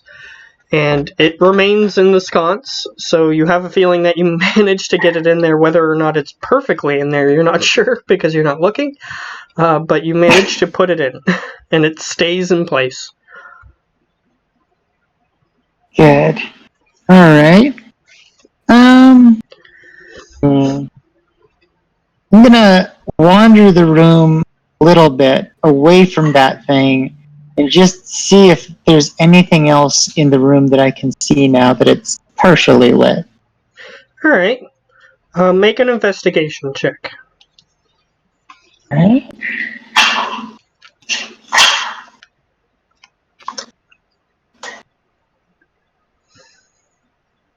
That, no, not good. That good. Oh, 3. Yeah, you don't really see anything. But there is one thing that you notice that is quite obvious. The floor in here is black, but when you step on it, you look back at where your footprints were, and you see that the floor isn't black anymore. Interesting.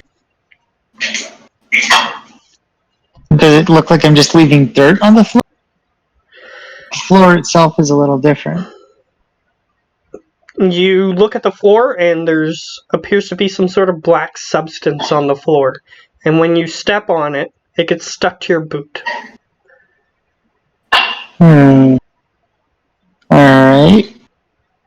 Well, I think I'm gonna go back down to the second story and try to figure out what this gunk on my boot is real quick before it, eats soul. Alright. You go down to the second floor and you start examining the stuff on your boot. So that will require a nature check. Okay.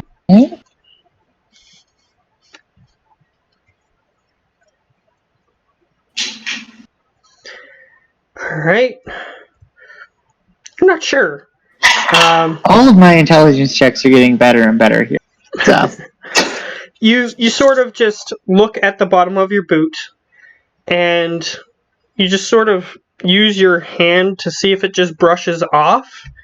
So you just sort of like use your hand to brush the bottom of your foot, and it comes off, and it's acting kind of like a powder.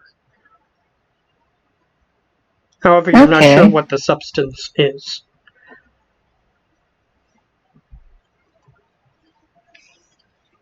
You can assume, but so your character can make assumptions, but Well, my character isn't particularly familiar with black powder. She's got no idea. Alright. That's fine. Well, she wouldn't know. Alright. I think I'll just try to go to the third floor and see if I can't carefully up these stairs in case that creature has moved closer to them. And then see if I can't find the way further up. Okay. You start walking up the stairs, and when you reach approximately 3/4 of the way up the stairs, you realize that the rock is blocking your way forward.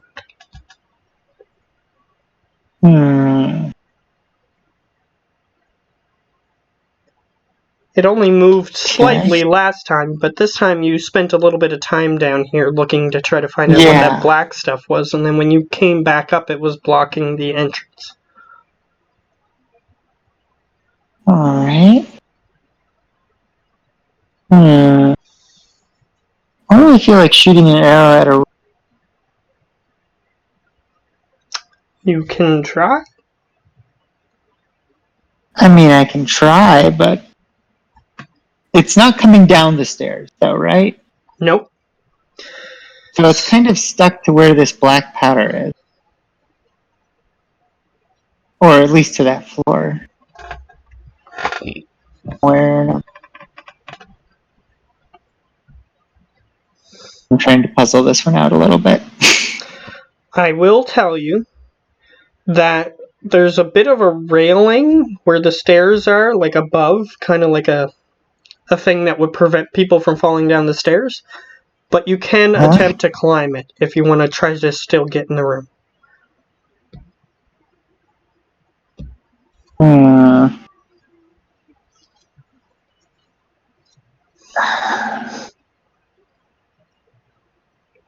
I'll give it a shot. Why not? All right. That will require athletics. Okay, that one I'm usually a little bit better at because I have strength and proficiency. A However, little better at. you don't succeed. You try to climb up, you reach your hands up, and you try to pull up, but then the railing feels hot, and you slip your hands off. However, when you were up there, like you got your face up high enough, you see that the torch that you left up there is now gone. And you fall back down onto the staircase. However, you don't fall down the stairs, you just fall onto the staircase. Because you lost your grip. Okay.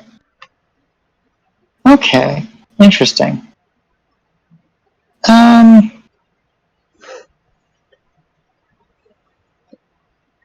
Oh boy. Trying to think of how to get around this thing. I mean, I want to find these other people. So, let me think. And the creature is hot, so I have no reason to suspect that, like, it has a problem with the flame. Or is it just attracted to the flames? You can make an straight intelligence check. The DC isn't very high. It isn't very high, to be fair, but...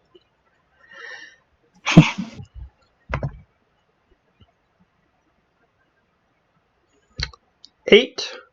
Okay. My intelligence, it's my one weakness. Along with a few other things. Yeah. But mainly that. Okay, so you put the torch there, and the creature moved, and the torch is gone. So putting those two things together, I have a feeling that the creature has something to do with why the torch is gone. Like, it didn't just turn the torch off. The torch is gone. And it didn't just snuff it. It seemed to make it disappear completely. Yes. Oh. Okay. Well, in that case, I'm going to try that second torch that I grabbed. I'm going to try just throwing it over it up the stairs. See if I can't get it past it, essentially. Okay. Just make a ranged attack. An unproficient ranged attack, which would require your dex. Alright. Fair. Yeah, I'm proficient. So. Alright. I'm just kind of lobbing it. I'm not like trying to shoot it. Yeah, that's fair. So you try to throw it over, however, the torch was slightly more heavy than you anticipated. It lands on top of the creature, however, you see out of one of the cracks on the creature this little tiny tendril that's glowing like the cracks on it, and it just picks it up. The tendril goes back in with the item, and the creature begins to glow slightly brighter. Interesting. Trying to determine if this thing is hungry or malicious.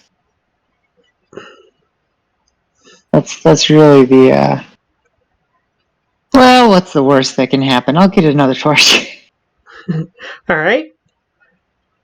You grab another torch. Alright. And I'm just trying to grab them off the wall sconces there. Are you attempting to get all of them? Or just one? Let's get several of them if I can try. Alright, there is a total of... So you use 2. There are... 2. I'll say 6. Based on the size of the room. Well, I'm gonna leave one in there, just so that there's some light. But I'll try and grab the other 5. All right. You manage to do so because you're not like in a fight or anything. So you Yeah. can easily just reach up and grab them. Yeah, I've got a little bit more time. Okay. With those 5, I'm gonna try to get up as far as I can on the stairs, Mhm. and if I'm able to sort of lob one away from the creature, maybe just the opposite way on the stairs. And I'm not sure how big the opening above me is. If I have to go through it like a doorway of the torch, or It's kind of like one of those open staircases that has like a little opening at the top. So yeah. approximately half of the staircase has an opening at the top that you can try to maneuver within. Okay. Yeah, in that case, I'm going to try and throw it to somewhere other than just the top of the staircase. See if I can't get the creature away from the top. Okay. Throw one. Um, make another unproficient ranged attack as you attempt to There we throw the go. torch up. Yeah. Yeah, much better this time. So you aim a little ways to try to get it into the middle of the room, and you see the ball sort of shift slightly, but it seems as though that because you're looking at it, it seems hesitant to move. Okay. I'll walk back down the stairs, but then sort of charge back up them after I've done so. Okay. You move up the staircase after you've went down there for a bit, and you see it moving, and there's this red substance on the floor that turns into that black powdery substance, and then because it was moving, and then it stops moving as soon as it sees or senses perhaps that you are nearby, and the red substance stops as it stops moving, and it perhaps cools and turns into that black substance. And you see one of those little tendrils reaching out, trying to grab onto the torch, but it's slightly too far away. All right. Well, I'm holding the other torches, so I'm gonna kind of put. I'm assuming the layout of this room is like the one on the second floor. There's another staircase up somewhere. Mm-hmm. I'm gonna try and find that. Put the other torches kind of around the room, and then I can make a break for the stairs. Just kind of Alright. throw them around the room. Alright. So, as you are looking away from it at certain points while you're putting the torches down, um, it gets a little closer and it grabs onto the torch and it moves the torch towards itself.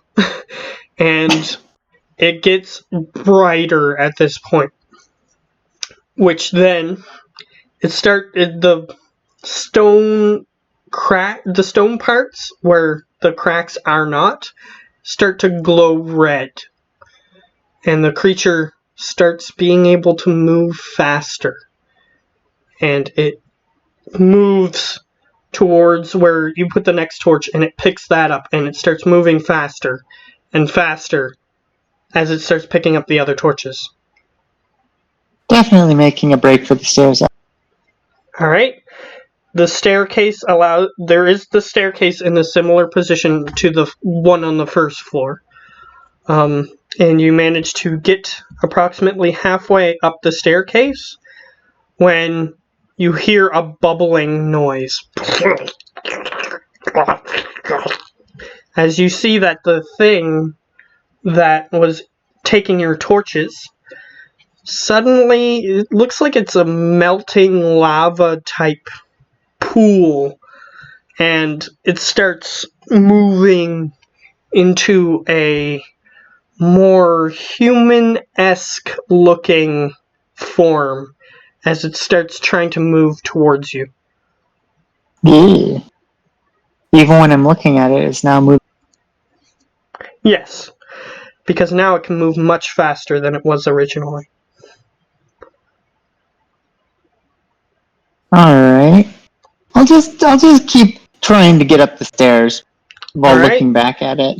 You get about 3/4 of the way up the stairs, and it grabs your last torch, and it has like this head and 2 arms as it just grabs the torch, and it just puts the torch in its mouth, and it starts moving faster, and it kind of has like a slug-like bottom as it's dragging itself up the stairs, using its hands to pull itself to try to grab at you.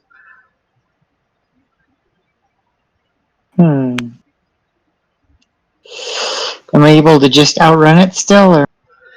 You think you can get to the top of the staircase before it reaches you, however, you have a feeling it's going to reach you. Okay. I'll do at least that, so I'm unsure. Alright, you reach the next floor. I need you to make a perception check as you're looking around this next floor.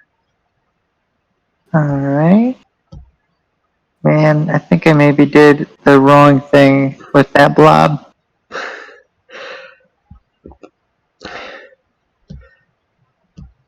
Feel like maybe I shouldn't have been feeding it. Well, with a 7, I need you to make a dexterity saving throw. Because apparently you're not perceptive enough, so you didn't notice. Alright, this time you're about to collide with something at the top of the staircase when you duck under it, and you notice that it is the gnome, the shifty gnome from before. And he is currently, his feet appear to be tied, and he is hanging from the ceiling. And you almost ran into him as you were charging up the stairs. However, he doesn't seem to be moving, and his eyes are wide open. Creepy. And as this happens, you also didn't notice. You roll. See what it does. Spider or something up there. Alright, you didn't notice, but you see what looks like a weird creature huddled in a corner next to another weird creature huddled in the corner. They look like perhaps children-sized. However, their feet have like long toenails and long toes. They kind of look like duck's feet. Their hands are long and bony, and there's a couple of them just sort of sitting in the corner. However, when the creature that you've fed torches to charges up the stairs, they go, "Wah-wah!" and they move out of your visual sight. And the creature now just sort of births out of this mass and becomes much more formed and skinnier. And it kind of looks like, let me pull something up. Alright.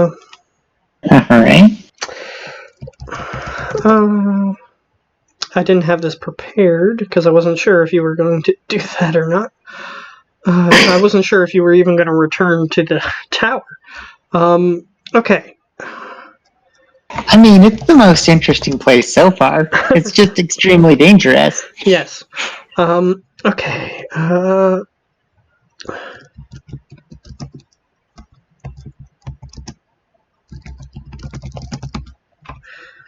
Okay. Let me just click that.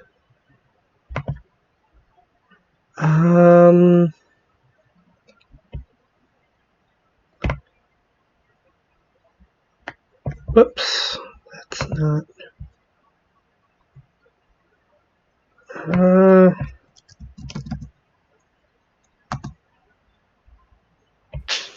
Okay. Click that. Click this. Let me see.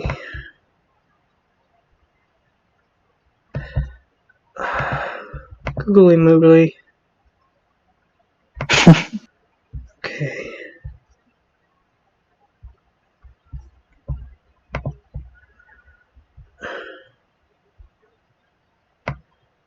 That'll help.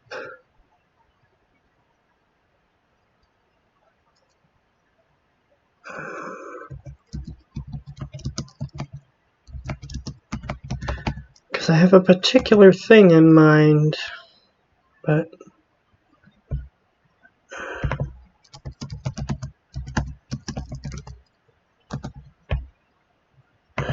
come on.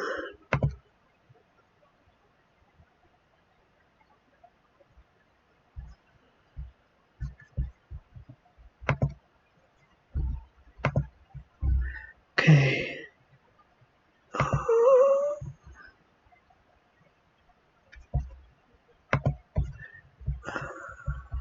Come on.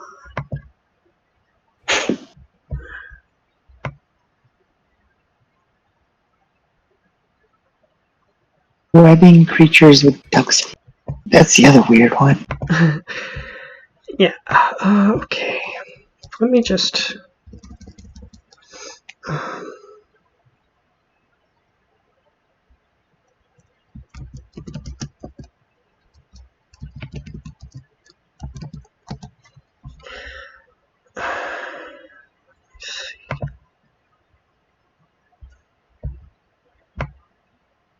Okay, that's annoying. Okay, there we go. Here we go. This'll work. I guess. It's not exactly what I was thinking of, but it'll work. So I'll screen share. Boop. Boop. Okay. Kind of looks like this without the sword. Trippy. Okay. Okay. At least it doesn't have the sword. However, I'm just gonna go boop and boop and boop and boop. Okay, so yes, that thing starts walking towards you, and it reaches out with one of its tendrils, coming from its hand this time, and it is attempting to reach towards you. And I need you to roll initiative. And what if it was just friendly?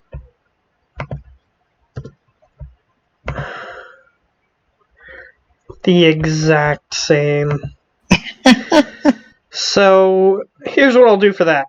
We'll roll again. You get another chance, I get another chance. Fair. Okay, it's slower. Turned out in your favor. Okay. Alright. And roll for something else. For something else? Yeah, I'm gonna roll for those other things in the room. Oh god, those things.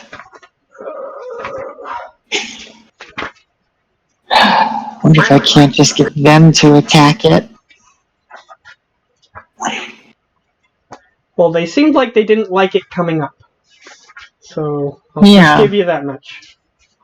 I mean, they aren't friends. That's the important thing. Seems like these things just exist here for whatever reason.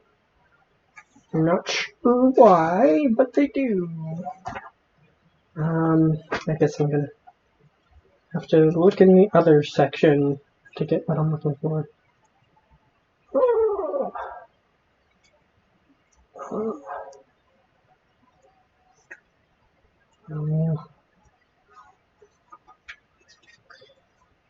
Not sure how to spell the name of the thing I'm looking for. Okay, here it is. Is it? Okay, there we go. I was gonna say, the only thing I know of that's even similar would maybe an editor cap? I'll tell you what that is if you discover what it is. Sound fair? Okay. Yeah, that one would be better. Okay. Oh, they have the same. Oh, they get to go before. Alright. So it is you, the little things, and then the big guy. So it's your turn. Alright. I'm thinking I'm gonna try. If I knew roughly where they wandered off towards, They as soon I'm as going to. because he's producing the rock guy who is now looking more and more like a lava person. He was sort of he gives off a bright light. So when the bright light came up the stairs and shined on them, then they moved away deeper into the room. Interesting. Alright. Yeah, I'm gonna back up into the room, actually. All right. How I'm gonna far? Are you using about your as far, whole movement, or are you using some of the movement? as far as I can get. Okay. You walk to the other side of the room, and you see the creatures just sort of huddling in the middle or on the other side of the room. However, you notice they don't have feet anymore, and they seem to be half melded into the floor. At least that's what it looks like. Interesting. And you notice that they have little wings. There's some kind of gargoyle? Huh.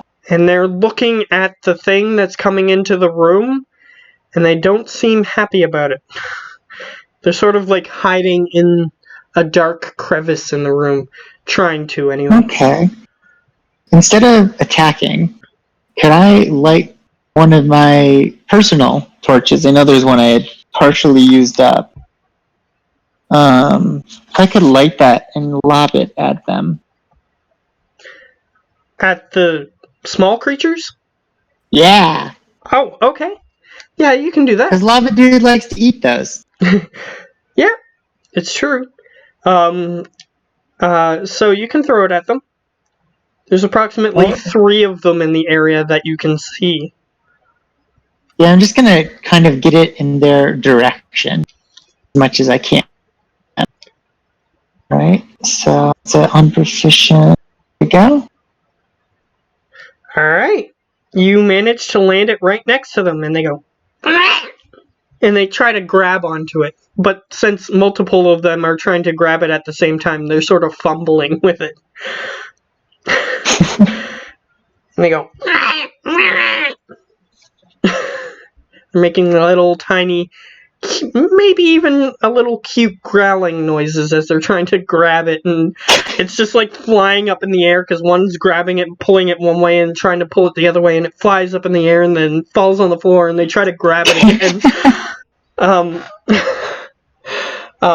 However, you do see that they form feet sometimes as they're trying to grab it and move themselves forward, that sort of thing.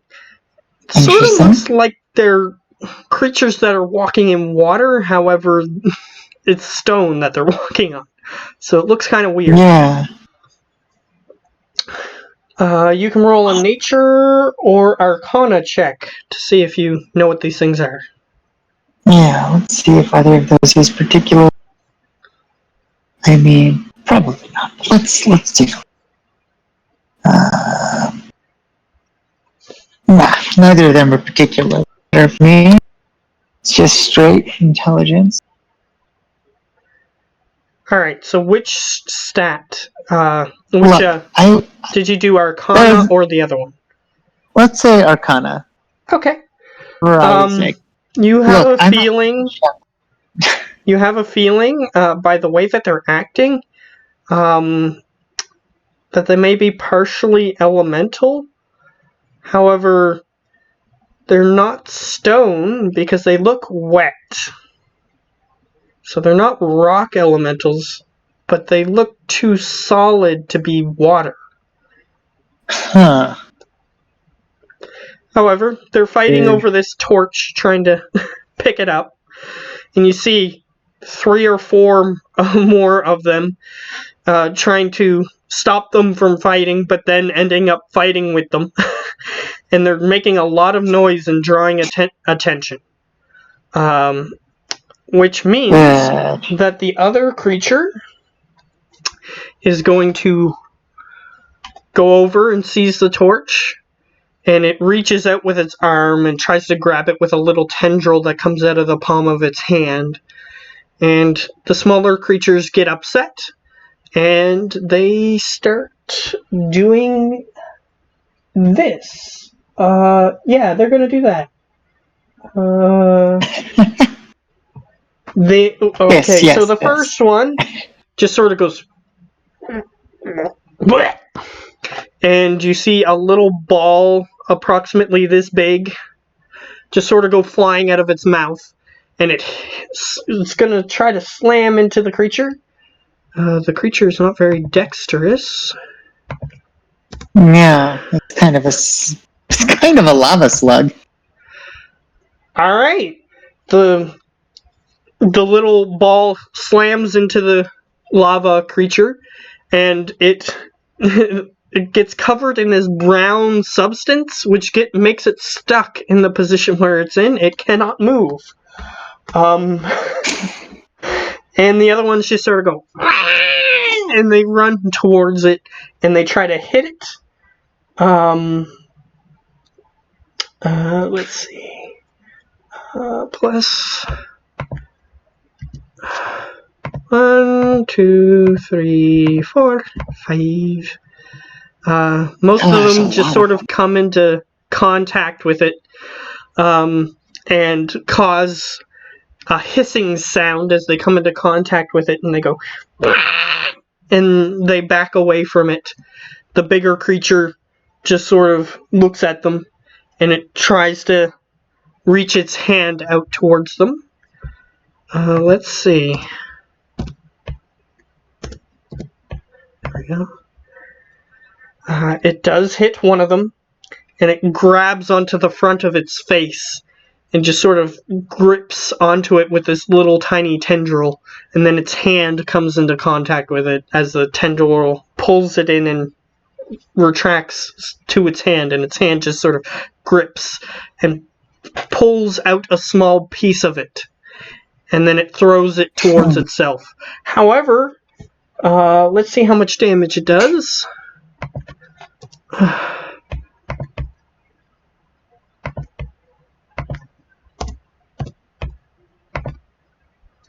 Oh yeah. It hurts the creature severely, and it just sort of stumbles down, and its mouth starts leaking this brown liquid. But it's still alive.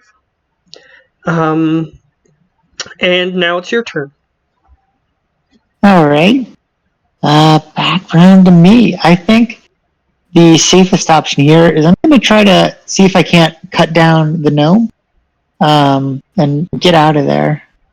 Alright. So I'm going to use my movement to get back to the staircase there where the gnome is particularly.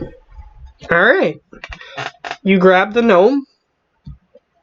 I'll say that you swing your axe and cut him down. It's not that difficult of a task. And you're holding on to him. However, in combat, I'm just going to say that you move at half speed while you're carrying someone. Just so you know. Yeah, I'm just going to try and kind of roll him down the stairs.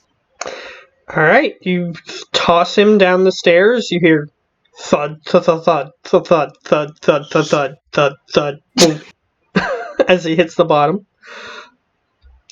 However, you can't reach the bottom of the stairs with your movement. No. You did. All the way you had across to the move room, all the way from that side of the room to the other side of the room in order to get back to. Okay. Yeah, I think that will be my turn for now, trying not to draw too much attention to myself. Alright. I mean, beyond the obvious of cutting down a gnome and throwing him downstairs. Fair enough. The little creatures, they go, and they try to hit him again. Let's see. Come on, little creatures, I'm rooting for you. 4 of you might fall, but the last one should kill him. Be slightly injured for me. Alright, they try to hit him. Let's see. Okay. They have +3 to hit.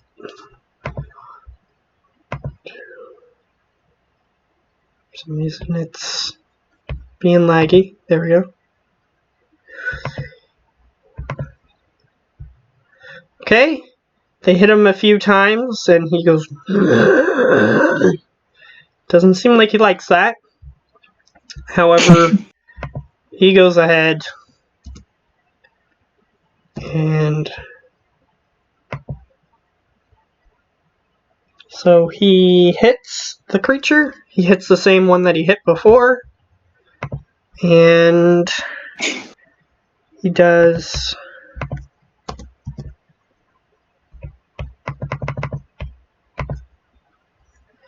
5 damage to it. He does the same similar attack, and he removes just another little piece of it, and he throws it towards its mouth. And the creature is still not happy, but it managed to survive that attack. So it is your turn. Alright, with that, I'm going to bravely go down the stairs after the gnome. Alright. And try to free him. Alright. He hasn't really moved since you saw him.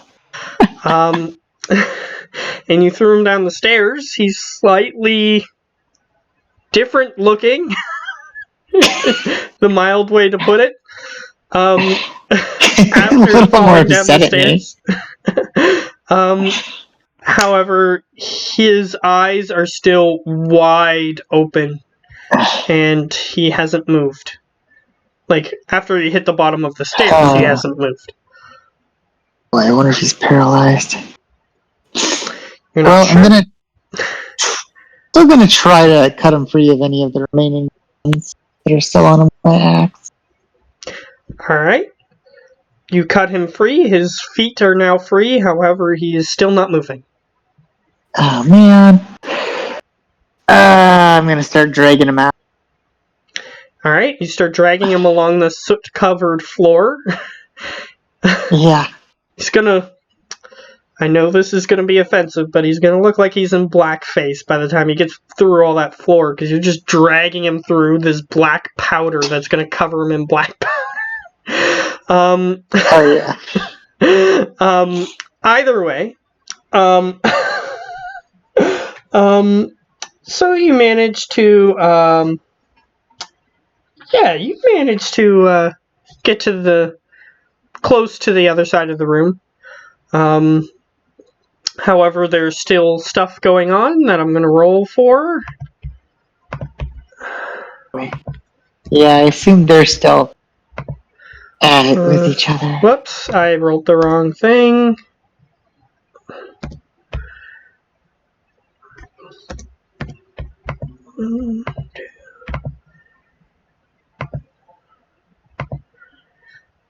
Okay, yeah, they keep hitting him, and he...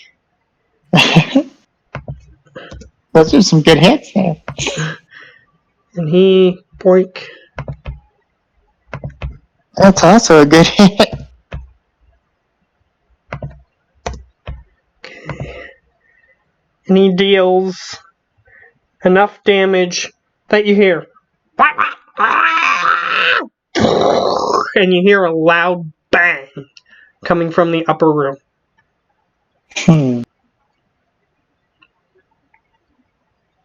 That probably ends that one. However, when the bang happened, the lava creature roared out in pain. Oh, good. You can try to figure out what that was with a regular intelligence check. Yeah, I may as well. Try to deduce that. There we Yeah, you rolled high enough. You have a feeling that whatever that thing was, it exploded and hurt the lava thing. So if if the lava thing manages to kill all the little things, then they're just gonna blow up and hurt them more. Good. Oh, man. Wondering if I should stick around or just try to drag the gnome back. It is up to you. You are halfway through the room. You can get about 3/4 of the way up the stairs if you drop him and go back up. Or if you want to continue dragging him, you can get him to the next staircase. Okay. I'll keep trying to drag him down. Let's just do that for now. Alright, you're at the next staircase. And since you're far enough away at this point, I'm just going to say the fight is automatically happening and I'm going to determine the results. You hear more fighting. You hear more screaming. And you hear more roaring. However, you're not close enough to be able to discern what's happening. That's totally fair. I've only almost died once today, so I'm trying not to make it twice.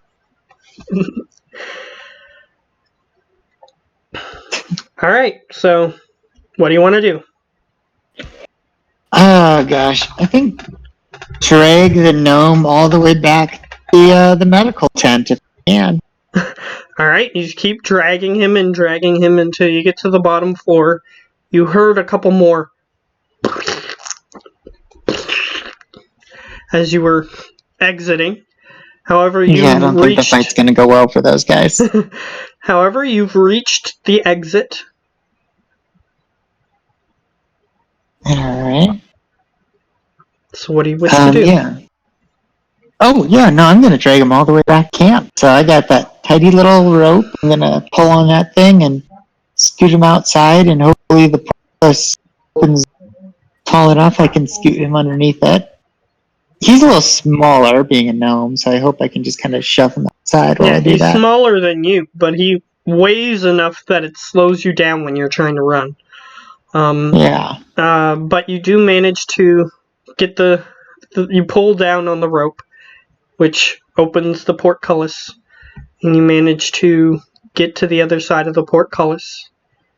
And to save a little time, you feel the same sensation as you manage to get back to camp. Like your eyes are stinging or something's getting in them. And you close your eyes to clean them out, and when you open them, then you're in a different location. You reach the medical tent. And what do you wish to do? I'll just drag him inside. Say, hey, do you have anything for paralysis? If the halfling woman is still there. Alright. She goes, well, if that's what's wrong with him. And she rushes over and grabs onto him and just puts him on a...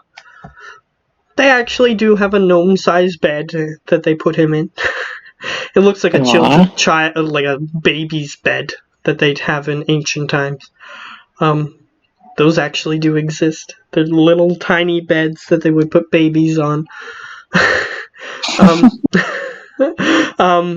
Either way, they put him in that bed, and she starts examining him, which is going to be a medicine check on her part. See if she can identify what's wrong with him. Whoops, I forgot to put a bonus on. Well, he's not moving. That's the important thing. Well, she is a medic, so she has a good medicine check. To be fair. There we go. She goes, I'm not sure, but he's not showing any signs of life. She starts working on him a little bit.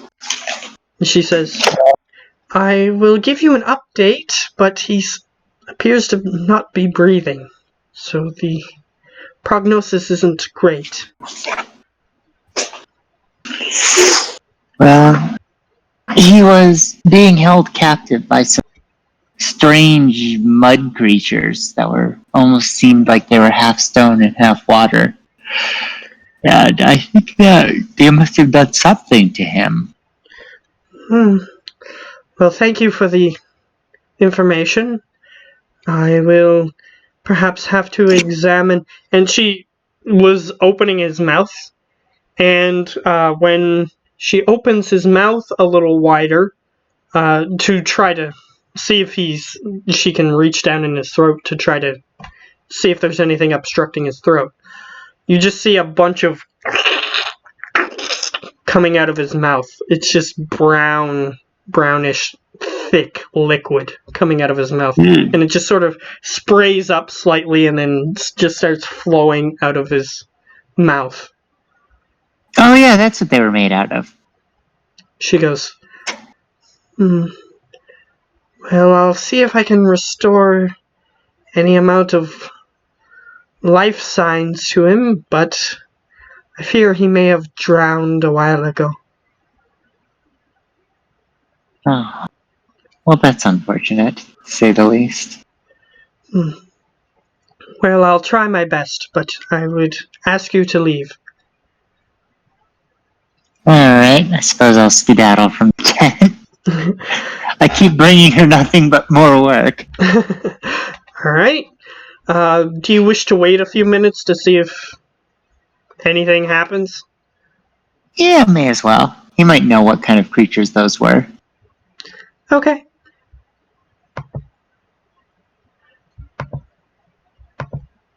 Wow. Miracle of all miracles.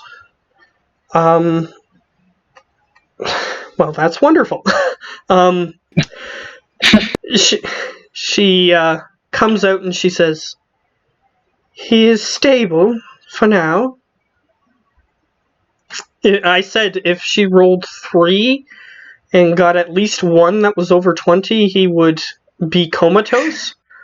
But she got 3 that were over 20, so he's only sleeping. So. Oh, wow. So, yes. She walks out and goes, he appeared to be in that state for quite a while, and his brain was deprived of oxygen for quite some time, probably. Well, she wouldn't have said oxygen, but air. Because she doesn't know that much about matter and energy and things of that nature. However, they do know that you require air or else your brain withers away. And she goes, but I seem to have brought some sort of semblance of life back to it. He appears to be resting. I have a feeling he will not be in speaking condition for the next at least 8 hours. I'd believe that. He's had a traumatic day, I would say. I think and he that needs to take a long like rest because he was literally brought from the brink of death. Yeah. I need to leave him alone.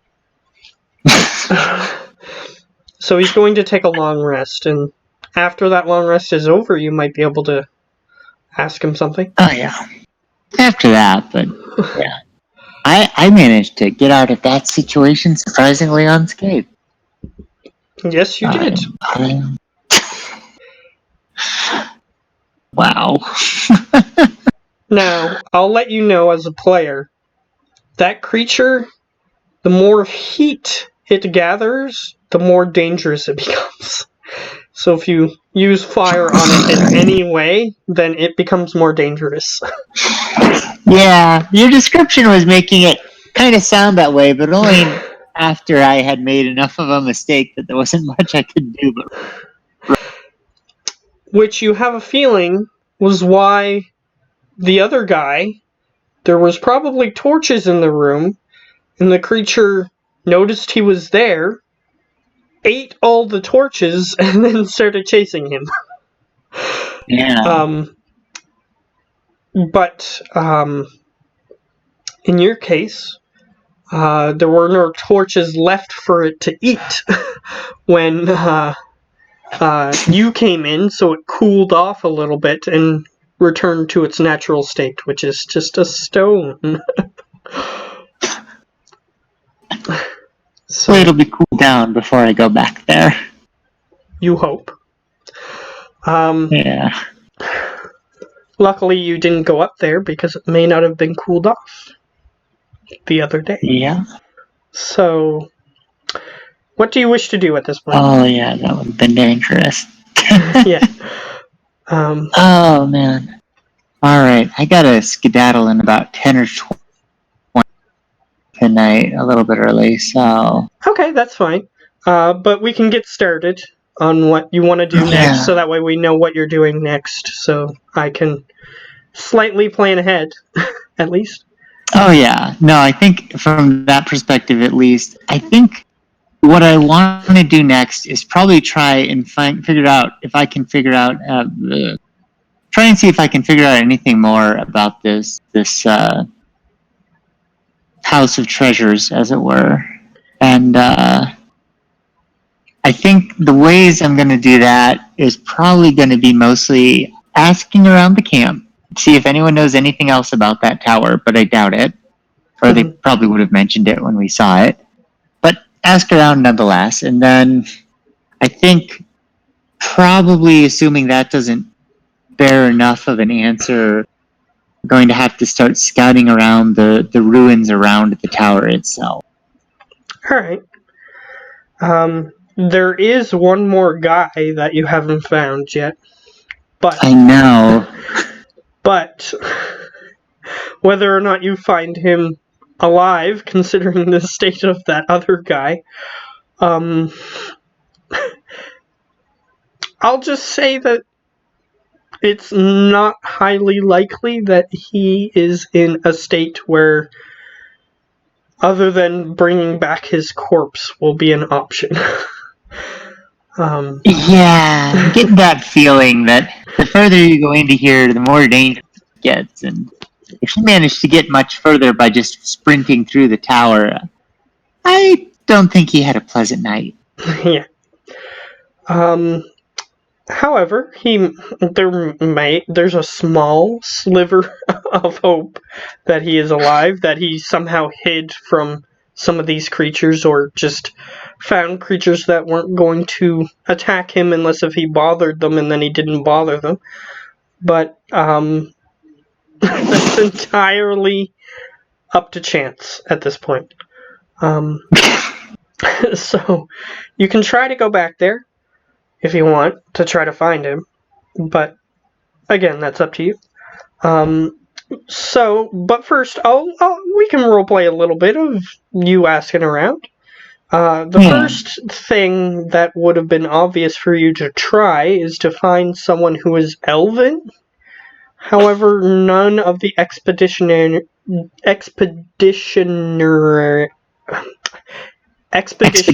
boys? Yes, there we go. Expeditionary. Expeditioner. And that's what I was saying, but that's the wrong thing. Anyway, yes, none of them are elven. The natives are not so friendly.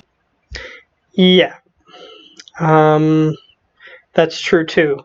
There are some monsters that probably roam this area,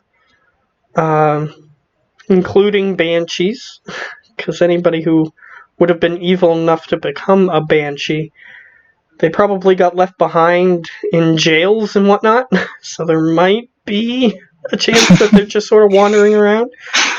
But they don't seem to be near your camp, so you think that perhaps this explorer guy actually does have some expertise in choosing locations.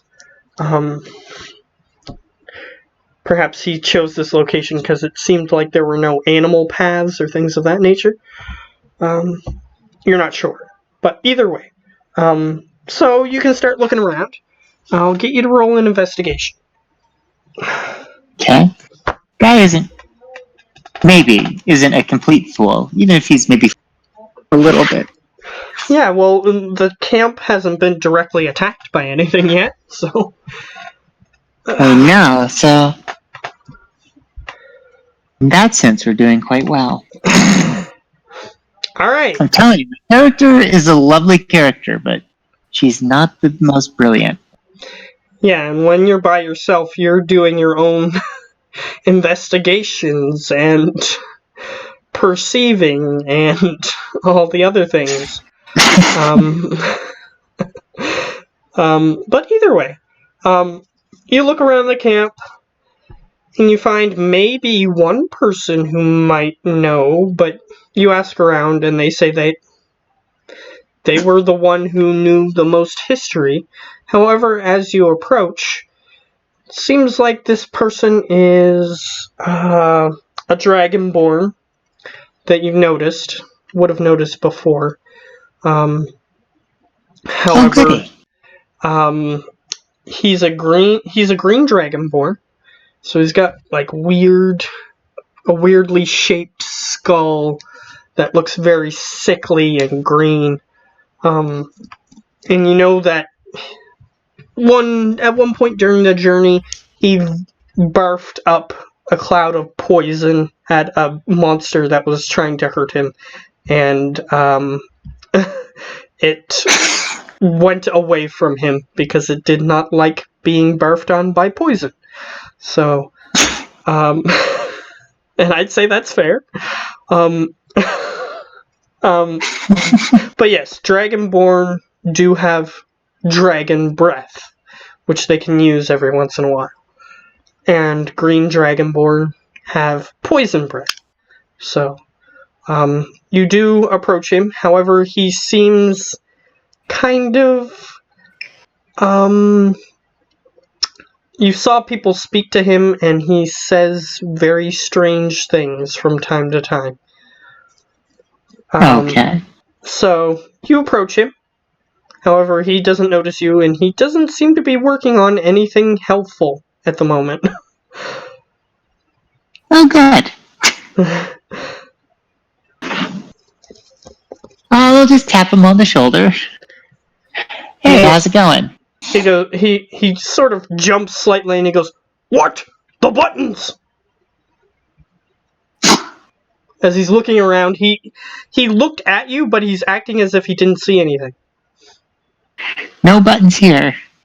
And he goes, "Oh, are you sure you're not a button?" And he starts smelling you. Pretty sure.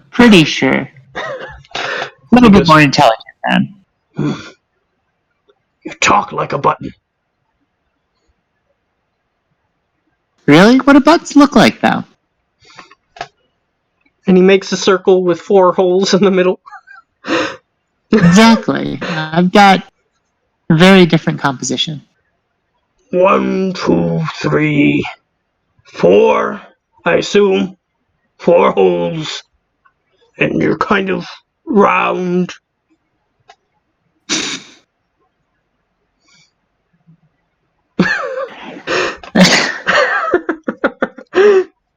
You got a really bad roll, so when you were trying to find someone who would be helpful, you didn't.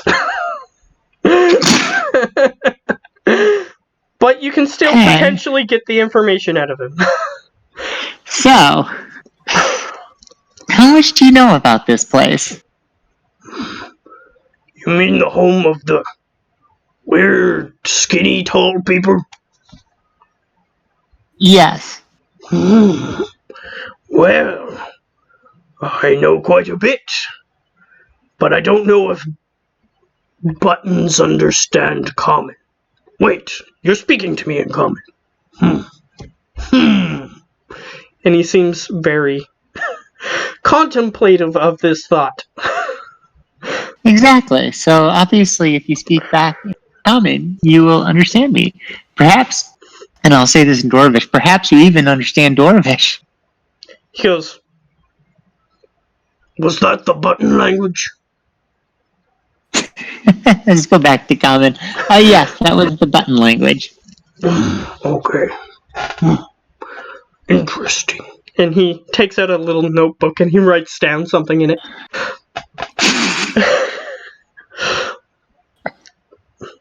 Oh boy. And he goes, So do you know anything? I'm sorry, I shouldn't have done that. That's quite rude of me. I'm right here, you know. Oh. Do you know anything about the tower over yonder? We just kind of point at it. That's it. That one. That is a good one. That stick. As he just looks at it and spaces out. It's a lot bigger if you're up close to it. So not a stick? Oh yes, you said tower. Tower. Tower. Stick. No, tower. Stick. Tower. Tower. Stick. No, tower. Stick. Yeah, much bigger. He keeps saying it. He keeps saying stick again.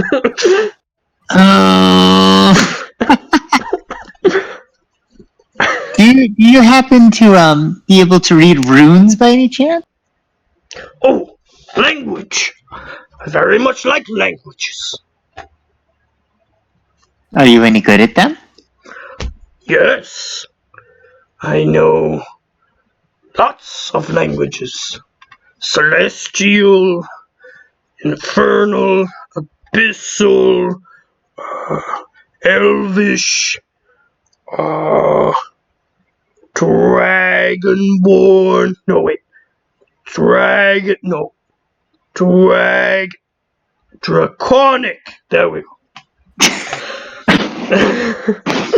Oh. I'll just pull out the ring and see if he can read it. All right. Don't put it on. He goes, interesting. And he puts the ring down in front of him. And he focuses on it for a minute. He puts his hand over it. And a green glowing energy just appears under his hand and touches the ring. And he brings it back, and the green energy is still on his hand. And he just sort of slaps himself in the face with the green energy. And he goes, that's not good ring.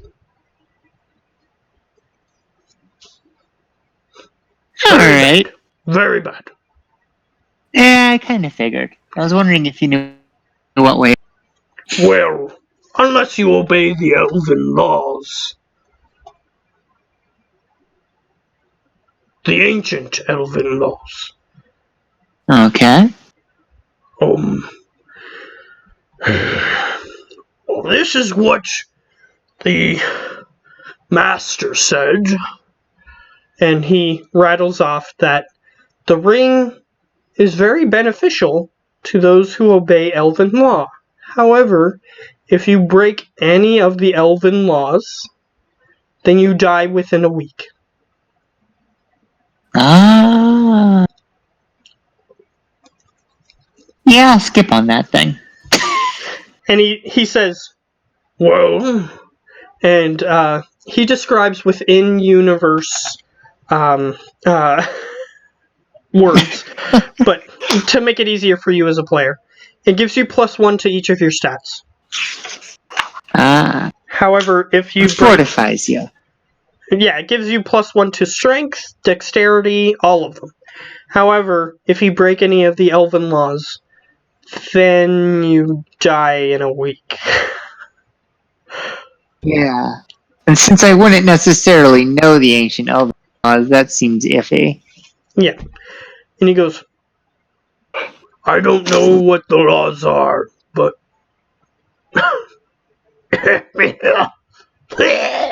and he just coughs and nothing happens other than him coughing. And he goes... and he just sits there. I'll just pocket the ring for now. Alright. And he goes, anything else you need from the master? Yeah, do you know anything about that green building? The towers. stick. Yes, the tower. Tower stick. Yeah, do you know anything about it? I can ask the master.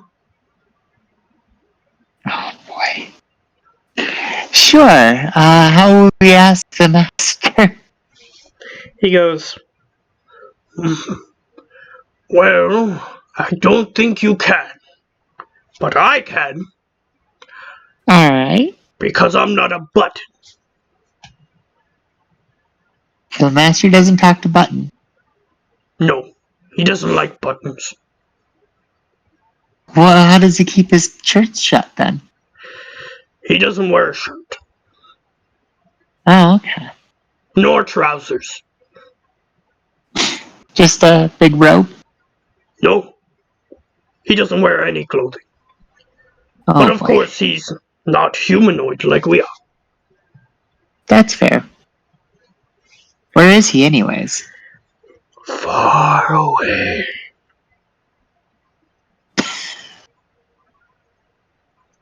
And he just keeps nodding faster and faster and faster. Oh, You have a boy. feeling that he's gonna hurt himself if you don't stop him. Stop. And he goes, what? Button! Buttons! Yeah, ask the master about the green tower building. Oh, yes. The green tower stick. And he starts repeating that over and over again. Oh. He's hard to deal with, but you can get information from him. Yeah.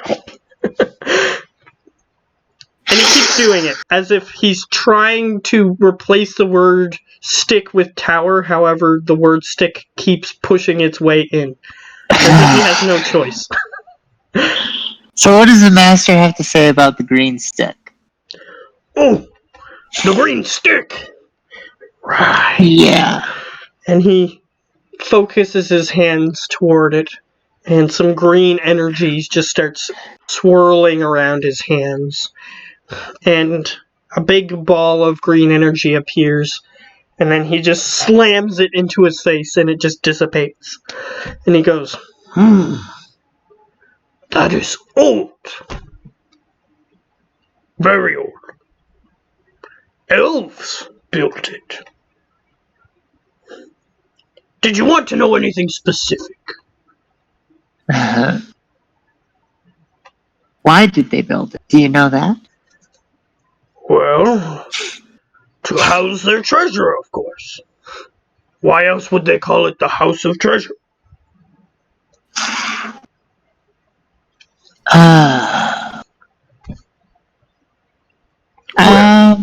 Each floor is supposed to contain a specific treasure.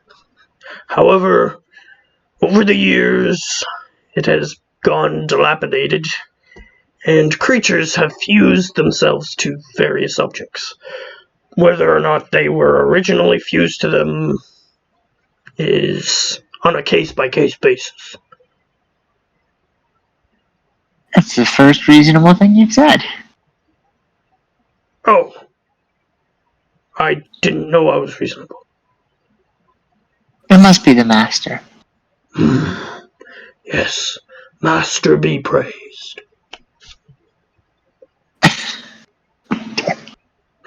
At least I have good rolls against poison in case he has a cough attack. And he goes, I'll draw it for you. And he starts just making a nonsense squiggle, and then he shows it to you. So this is the green tower? Mm-hmm. Or the master? And no. The green tower, and that's how you get through it. You go like that.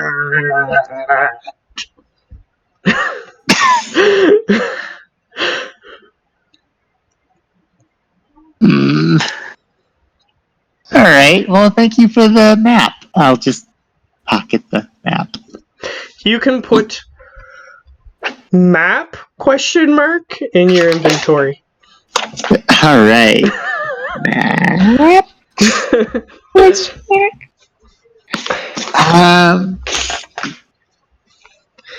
If you have any more questions for him, he can answer them, but you have to make sure that he focuses on what he's doing.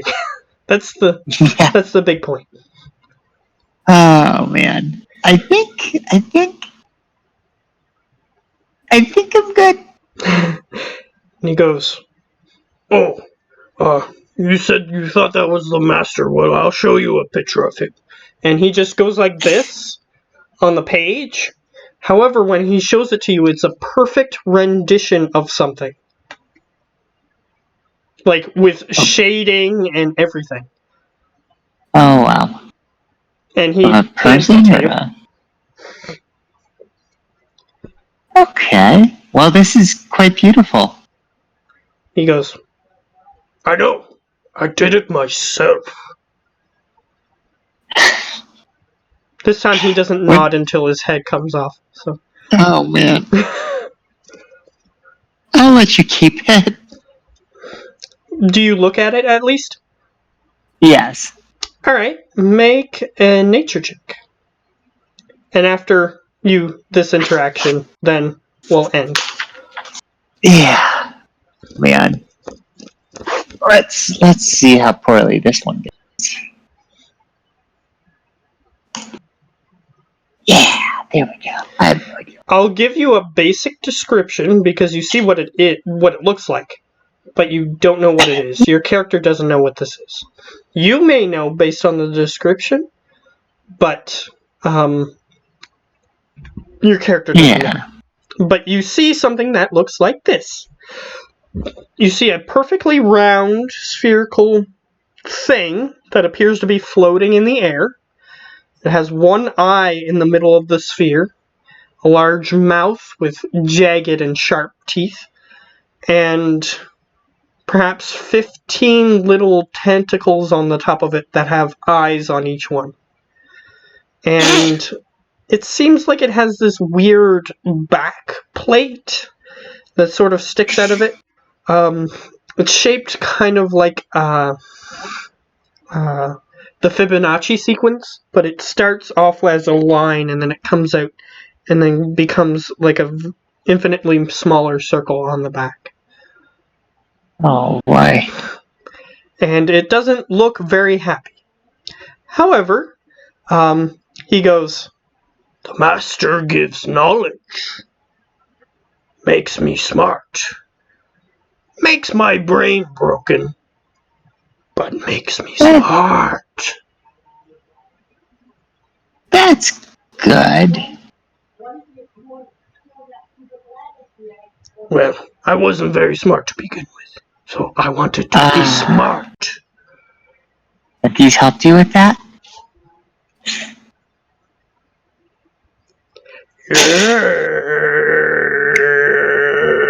And he just keeps holding that for a long time. Well, let me know if the master's ever going to come and visit. Yeah. Preferably well in advance. Yes. Well, so I can he won't prepare. hurt you. He'll just make you not happy. Yeah. But, just in case. Well, unless if you give him your mind, then he can get smarter. Ah. Wait, are you getting smarter or he getting smarter? He gets smarter, and then he gives you some of that smart when he takes your smart. I see. Yeah, and he sort of pats his head, and you now look closer at his head, and you see that there is some sort of, large scar that goes all the way around his skull cap. Well, thank you for your help, and I'm just gonna back away slowly now. All right, Button. Hope to see you. Wait, where'd you go? And he starts looking around. Yeah, I'm just gonna leave him be. Let you keep him entertained for the rest of the day. Yeah, and John notices you returning, and from him, and he goes, Well, he's useful in his own way, but he's hard to deal with. But we brought him along because he can find things out for us as long as he can pay attention long enough. Yeah, he seems to be able to figure things out eventually. Yes, he does. Usually if we get stuck on something, he touches it and smacks himself in the face with green energy, and he just knows what it is, what it does. However, Exactly. he's paid a heavy price for this knowledge. Yeah. Seems like he has some lore, but maybe not a lot of common. Well, I did hear a story about him if you're interested, and that's where we're going to end after I tell you the story if you want. Sure. Yeah, no, you just get out. I heard that he was very undereducated and couldn't afford an education. And he was very poor and wanted to help his family by making money by being smart. And he heard a rumor of a creature who was willing to bestow knowledge. And he pursued this creature, and it gave him what he wanted. His family is now safe and very rich, and he can know various things. However, the cost was his mind.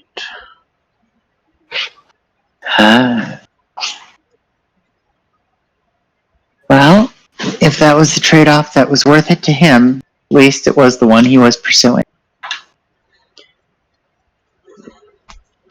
Well, Alright. I wouldn't be willing to give up my mind, but perhaps it was worth it to him. Yes. I brought him on a few expeditions now. He's a holdover from the older ones. So, that's probably why you don't know him. But he's been successful, along with you, a few times now. That's good to hear. Usually if we need to know something, and it's especially hard to figure out, he can figure it out. Keep that in mind. He nods. And I'll name him. Why not?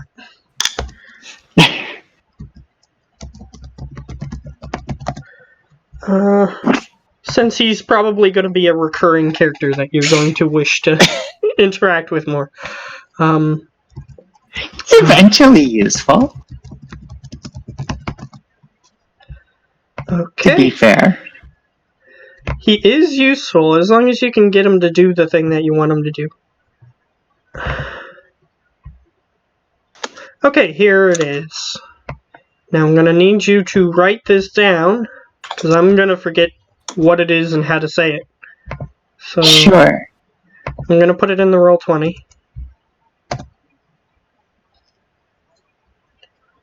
Zarvroth Arnez. Zarvroth Arnez. Yes.